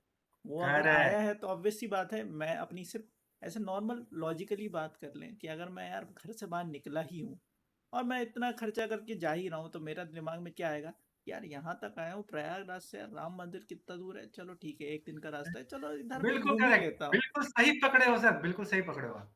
इवन अगर मैं तो सिर्फ ये अपने लोकल मेंटेलिटी की बात की, अगर कोई बंदा फॉरेन से आया है, साला लाखों का खर्चा करके आया है, तो ऐसा तो है नहीं हम्म। कि कुंभ मेला आएगा तुरंत दूसरी फ्लाइट पकड़ के वापस चला जाएगा। अब अगर आया है हम्म। तो ऑब्वियस सी बात है बहुत सारी चीज़ें उसको देखने को मिलेंगी। और हम्म। मुझे एक चीज़ और लगती है कि एक बूस्ट जो है ना, वो इंडिया के खुद के लोग ही प्रोवाइड कर सकते हैं टूरिज्म को। वो कैसे, हम्म। कि जिस तरीके से यहाँ वहाँ के डांस की रीलों के वीडियो डालते हैं ना, नेचर की हम्म। ब्यूटी के वीडियो भी अगर डालना शुरू करें, जैसे हम बाहर जाते हैं टैग करते हैं कि अरे दुबई हम्म। के बुर्ज खलीफा पे हूँ, यहाँ पे हम्म। लोग जो है ना ताजमहल जाते हैं, सब एक फोटो डाल के खुद के लोगों को टैग करके छोड़ देते हैं। अगर वही हम हम्म। करना शुरू करें, जैसे फॉर एग्जांपल एक क्लीनेस्ट रिवर जो है जिसका नाम है हम्म। डावकी, डावकी के जो करेक्ट। फोटोज हैं, अगर आप उसको दूसरे कंपेयर करेंगे सेम लेवल की, मतलब बाहर की जो क्लीनेस्ट नदियां हैं, लेक्स हैं, उसमें जैसे नाव फ्लोट होते हुए दिखती हैं, डावटी में भी सेम वैसा ही हम्म। है। लेकिन क्यों इतना फेमस नहीं है? बिकॉज लोग प्रमोट नहीं कर रहे। वहां जाते करेक्ट। भी हैं तो बहुत कम लिमिटेड है, लेकिन लोगों को पता चले तो वो भी प्रमोट हो। ऐसे आज काफी इसके ऊपर सारे। ना आज इसके ऊपर मैं अपनी तरफ से एक चीज को अश्योरेंस देता हूँ। मैं कहीं भी इस ऐसी जगह पे गया ना, मैं वहाँ का रील या कुछ भी बनाऊंगा, मैं उसको यूजर्स को बता रहा हूँ, मैं अपने चैनल पे जरूर डालूंगा और उसको प्रमोट करूंगा। इसके कम ऊपर टू मैं एक इंडिया। चीज आपसे और बोलना चाहता हूँ कि अगला टॉपिक मैं चाहता हूँ कि आप ये रखें कि इंडिया में ऐसी कौन कौन सी हिडन लोकेशंस हैं जिनको प्रमोट होना चाहिए और जिसकी वजह से टूरिज्म बूस्ट हो सकती है। ये मेरी तरफ से अगला टॉपिक मैंने आपको प्रपोज कर दिया पहले ही। Done sir, done. अरे सर, अभी मैं रिसेंटली गोवा गया था, तो गोवा में सब कोई जाके मूवी में भी दिखाते हैं ना कि सबसे पहला मन में क्या आता है कि बीच पे जाएंगे, उसके बाद सीधा बार में जाएंगे, और उसके बाद सीधा क्लब में जाएंगे, और उसके बाद हो गया गोवा। सर हाँ। मैं गया था गोवा, और वहां पर गोवा से मतलब 40-45 किलोमीटर का है डिस्टेंस। उसके बाद महाराष्ट्र बॉर्डर पे एक जगह थी, इतनी मस्त जगह थी ना वह, झरना। सर मैं झरना देख के, यूजर्स मैं उसका वीडियो जरूर डालूंगा अपने चैनल पे, और यहाँ पर भी उसको शेयर करूंगा, आप देखना। मैं वो चाहता हूँ झरना आप उस देखने के वीडियो को बाद, शॉर्ट्स में जरूर डालें। हम शॉर्ट्स में जरूर देखना चाहते डालूंगा। हैं। हाँ, हाँ। शॉर्ट्स में जरूर डालूंगा। आप व्यूवर्स उसको झरने को देखना, मेरा मन जिस तरीके से अभी मैं विजुलाइज कर रहा हूँ ना, आपको वहां देख के लगेगा कि इज दिस रियली हिडन। और व्हाई इट इज हिडन? वो इसलिए हिडन है क्योंकि हम लोग उस चीज को प्रमोट नहीं करते। क्योंकि हमको पता ही नहीं है ना। हम भी इस तरीके को लेते हैं कि यार ठीक है यार, अपन को ठीक लगा, पता नहीं दूसरों को कैसा लगेगा। ऐसा नहीं है, हम्म। अगर आप किसी चीज़ को प्रमोट करेंगे तो ऑब्वियसली वहाँ से वो बूस्ट होगी। हम्म। ऐसे काफ़ी सारे मंदिर हैं जो इतने यूनिक हैं, जिनके हम्म। बारे में अगर कोई देखे सुने तो बोले कि भाई ये तो सिर्फ एक कम्युनिटी या एक रिलीजन को डिपेंड नहीं होना चाहिए रिलेटेड, ये तो भाई जिसको देखने के लिए सबको आना चाहिए। साइंटिफिकली भी वो इतने एक्यूरेट बने हुए हैं, इवन रिलीजियसली तो है ही है। ठीक है, एक इसमें आपको मैं जो आपको आर्ट एंड इसमें आप कल्चर मिलेगा वो तो अलग ही है। हाँ बोलिए। इसमें मैं आपको ना इकोनॉमिक टर्म से एक और चीज बोलता हूँ। एक टर्म है टेम्पल इकोनॉमी। व्यूवर्स आप गूगल पे जाके उसको सर्च कीजिएगा। इंडिया के अंदर ना सबसे बड़ी जो इकोनॉमी रन कर सकती है, जो इंडिया को डेवलप नेशन बनाने में बहुत ज्यादा सपोर्ट करेगी, उसके अंदर एक टेम्पल इकोनॉमी करके वर्ड है, जो राम मंदिर के बाद से मतलब थोड़ा फ्लोट होना या फेमस होना चालू हुआ था। आप उसका देखोगे ना, जहाँ-जहाँ मंदिर हैं, वहाँ की आस-पास की जो ना पर कैपिटा इनकम जीडीपी के अंदर सबसे अच्छी है। वहाँ के लोकल लोगों का जो है ना जो आर्थिक स्थिति है, वो सबसे अच्छी है और वहाँ के लोग सबसे ज़्यादा समृद्ध भी हैं। तो ऐसा कहना ना कि सिर्फ़ टेम्पल में जाके हम रिलीजियस एसोसिएशन से ही वो कर रहे हैं, ऐसा नहीं है। हमारे सनातन धर्म के अंदर कोई भी चीज़ का ना एक सिग्निफिकेंट महत्व है, उसको बहुत डीप मीनिंग रहता है। जैसे हमने महाकुंभ का बताया कि कल्चरल मीनिंग भी सिग्निफिकेंस कितना डीप मीनिंग है इसका, हिस्टोरिकल कितना डीप मीनिंग है, इकोनॉमिकली आप देखो कि कितना डीप मीनिंग है और ऐसा हर जगह है। आप मैं वो ये भी इसमें ऐड करना चाहूँगा कि सिर्फ ऐसा नहीं कि हम टेम्पल की ही बात कर रहे हैं या फिर सनातन धर्म की ही बात कर रहे हैं। कोई भी ऐसी रिलीजियस प्लेस हुँ, है करेक्ट। जहाँ पर जो कल्चरली या आर्ट वाइज भी अगर हम बात करें उसको इतने तरीके से मेंटेन किया है बनाया गया है तो वो उस हुँ, जगह का इकोनॉमी भी बूस्ट करती है। उसका मैं दूसरा हुँ, एग्जांपल भी आपको देना चाहूँगा। अजमेर की जो दरगाह है उसमें अजमेर हुँ, क्या है, अजमेर में तो कोई दरगाह की वजह से तो सिर्फ हिंदू नहीं जा रहे ना, दूसरे लोग भी जा रहे करेक्ट, हैं। वहीं अगर मैं बात करूं कि अगर ये तो करेक्ट। भाई तुम तो सिर्फ हिंदू और मुस्लिम, मैं क्रिश्चियन पे भी आ जाता हूँ। आप गोवा में हुँ, जाएंगे तो गोवा में एक जो लोग घूमने के लिए जाते हैं कैथेड्रल है। चर्च फेमस है भाई। आप अगर हाँ, सोचें कि नहीं नहीं वहाँ मैं मंदिर उसका फ़ोटो ढूंढेंगे, मैं उसका अपना फ़ोटो जो है ना सेंट कैथेड्रल चर्च करके है मतलब एग्ज़ैक्ट नाम मुझे अभी याद नहीं आ रहा। मैं उसका फ़ोटो काफी आपको बड़ा इसके नाम है। अंदर दिखाऊँगा। और लगाऊँगा नहीं काफी लगाऊँगा। बड़ा ग्रैंड ग्रैंड हाँ, चर्च है वो, ग्रैंड अंदर से भी और ओल्डेस्ट चर्च बाहर है। से भी। हाँ, ओल्डेस्ट। ओल्डेस्ट काफी चर्च सारी है हिस्ट्री वो भी रिलेटेड है इंडिया के उससे अंदर। और कल्चरल तो है ही है, साथ ही साथ आर्ट का भी एक बहुत बढ़िया पीस आपको देखने को मिलेगा। वहीं हुँ, ऐसे काफी सारे जैन मंदिर भी अभी बन चुके हैं जिनकी नक्काशी देख के आपको ये ओल्ड टाइम की इंडियन कल्चर याद आ जाएंगी। कैसे वहां पे पिलर्स को क्राफ्ट किया गया है, कैसे उसके अंदर हुँ, नक्काशी की गई है, कैसे कैसे अलग अलग डिजाइन यूज की गई हैं, किस तरीके से उसमें इंफ्रास्ट्रक्चर यूज हुए हैं, वो भी आपको देखने को मिलेगा। तो ऐसा नहीं कि सिर्फ एक धर्म या उससे होता है, लेकिन हाँ, ये हुँ। जिस तरीके से आप उसको प्रमोट करते हैं उस तरीके से इकोनॉमी भी बूस्ट होती है। करेक्ट। इस्कॉन संस्था ने अपना बंगाल में भी एक बहुत बड़ा मंदिर बनाया है। उसका जो मैं वीडियो देख रहा था ना और उसके बारे में जब पढ़ रहा था, वो देख के मेरी आँखें फटी थी। मेरा मन में पता है दिमाग में सबसे पहला क्वेश्चन क्या है? यार इसको जाके तो देखना चाहिए। सिमिलरली मध्य प्रदेश के अंदर याद है हम लोग जब गए थे तो एक जगह पे गए थे, वो कौन-सा मंदिर था जहाँ पर एशिया का सबसे बड़ा शिवलिंग है? भोजपुर। भोजपुर मंदिर। वहाँ जब मैं गया था ना पहली बार, मेरे दिमाग में सबसे पहला क्वेश्चन है यार ये भी जगह है क्या? ये अब तक क्यों छुपी हुई थी? इतना बड़ा मंदिर, इतना ग्रैंड मंदिर, वहाँ के मतलब नक्काशी कल्चरल सिग्निफिकेंस के साथ-साथ ना आप उसमें अगर उसके मंदिर में दीवारों के ऊपर जो कार्विंग्स है ना, वो आप देखते ना, तो आपको लगता कि हाँ, this is the must visit site for every Indian और एवरी ह्यूमन ऑन प्लैनेट अर्थ।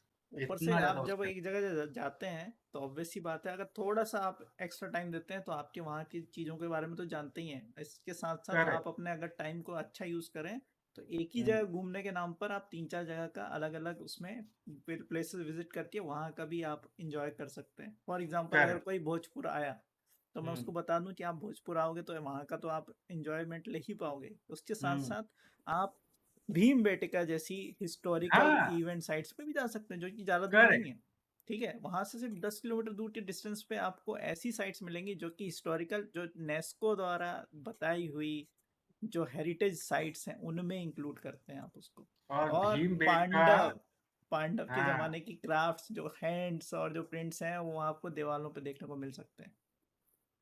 महाभारत में जो अज्ञातवास 14 साल का जो अज्ञा कितने साल का अज्ञातवास था? 14 13 था एक्चुअल में, और 14th ईयर में उनको वापस आना था। अदरवाइज जो हाँ, रूल था, पहले के ज़माने में ऐसा रूल चलता था कि अगर कोई व्यक्ति एक जगह पर उस चीज़ को क्लेम ना करे, फॉर एग्जांपल लैंड हो, प्रॉपर्टी हो, अगर उसको 14 ईयर्स तक क्लेम नहीं करता तो उसको किसी और को दे सकते हैं या बेच सकते हैं, उसका ऑनर चेंज हो सकता है। ऐसा था। करेक्ट।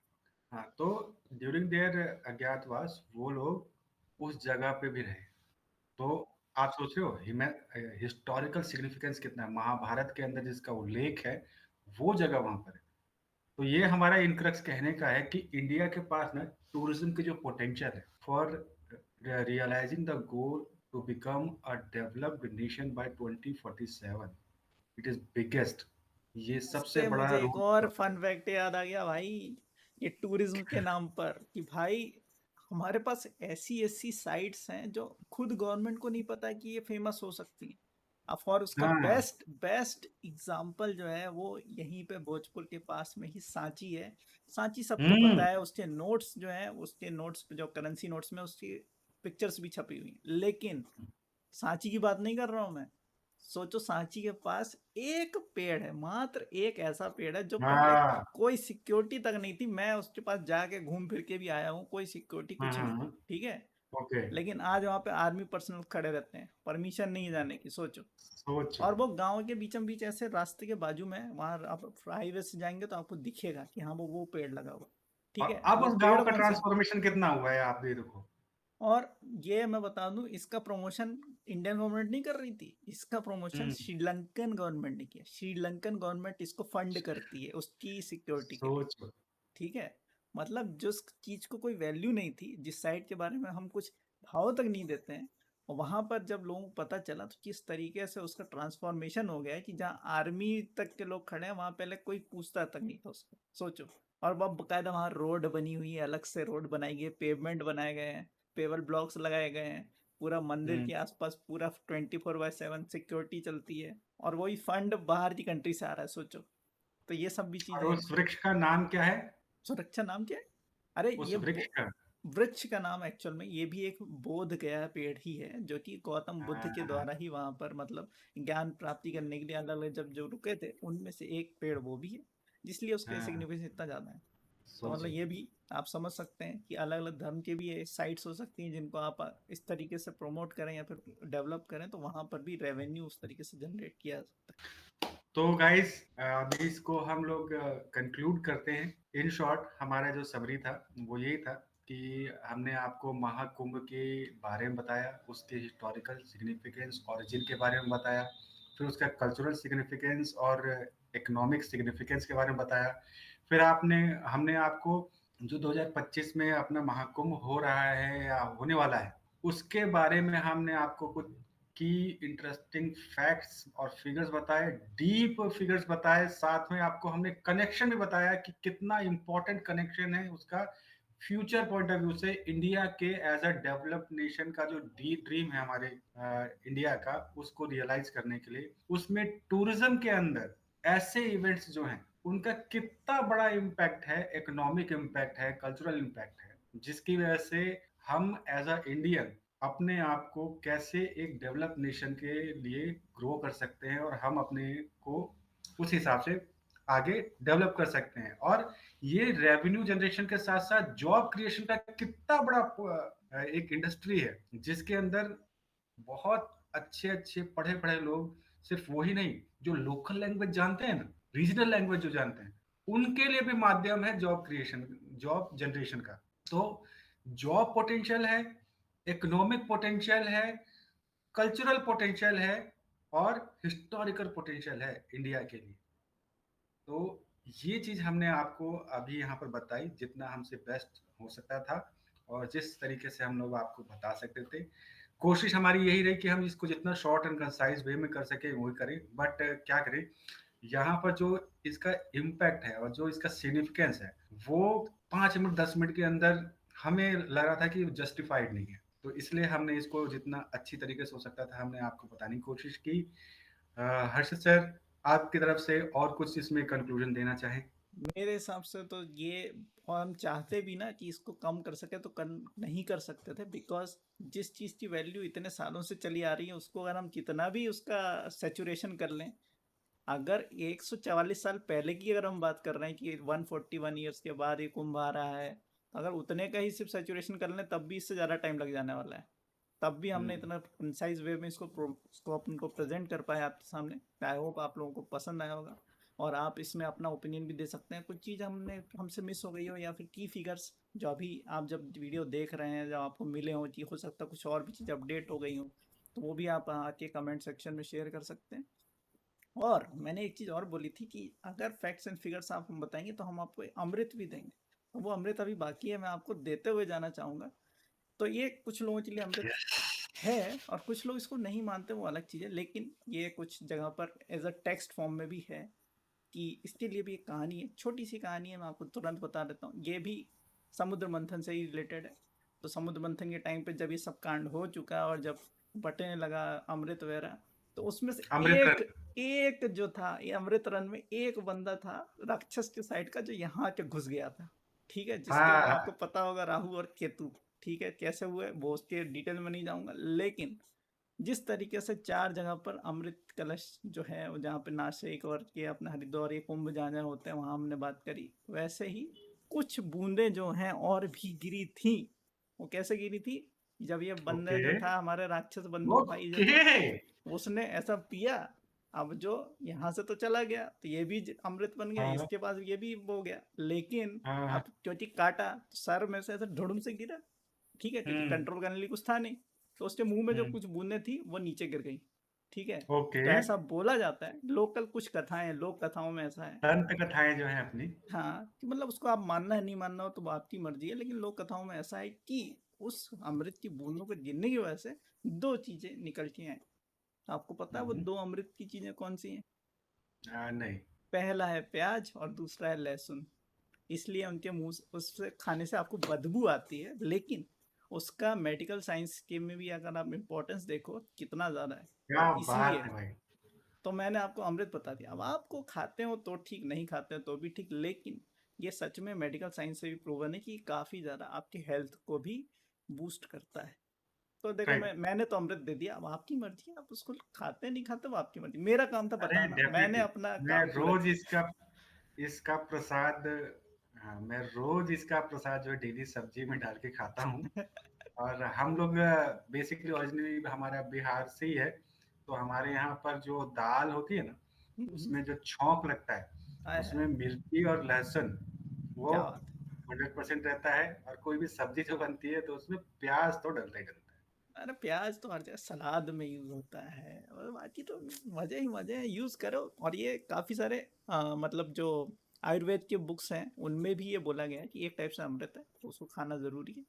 बात ये तो फिर कई सारे अलग अलग चीज़ों में लोगों को लगता है कि नहीं खाना चाहिए, तो वो आपकी मर्जी है, लेकिन हाँ, ये एक एक टाइप से दंत कथाएं या फिर लोक कथाओं में है, इसलिए मैंने आपके साथ शेयर कर दिया। तो ये था मेरे साइड से अमृत, आई होप आपको मजा आया होगा। है। अरे बहुत मजा आया सर, बहुत मजा आया। और thank you very much guys, आप लोग हमारे साथ बने रहे। आप लोगों को कमेंट जरूर कीजिएगा कि आपको हमारे वीडियो कैसा लगा। जो हमने कमेंट किया था या कमिट किया था कि हम आपको इंफॉर्मेशन भी देंगे, नॉलेज भी देंगे, लेकिन डीप भी नॉलेज भी देंगे, और उसका रिलेशन भी बताएंगे आपको साथ में। तो क्या हमने ऐसा किया? और किया तो जरूर लाइक, सब्सक्राइब और शेयर जरूर कीजिएगा, और कमेंट करके हमें बताइएगा कि क्या चीज ऐसी थी जो हमने बताई, और क्या ऐसी चीज थी जो हमसे मिस भी हो गई। ऐसा हो सकता है कि हमसे कुछ चीजें मिस भी हो गई हो, क्योंकि हम भी आपकी तरह ही हैं, लेकिन हम उसको आगे और इम्प्रूव करेंगे। हमारे वीडियो को लाइक, सब्सक्राइब, शेयर जरूर कीजिएगा। तब तक के लिए thank you very much, bye और bye bye. Bye, take care, and या 2 ब्रोस को सब्सक्राइब नहीं किया ना, तो ये दोनों ब्रोस मिलके बहुत मारेंगे, समझे, जल्दी से अरे सब्सक्राइब करने का। ऐसे ऐसे ऐसे करेंगे सर, करेंगे करेंगे, सब कर सब्सक्राइब देंगे ना, करेंगे। हाँ ठीक है। Bye, take care, and thank you so much bye bye. For watching this thank video you. Till long. Bye.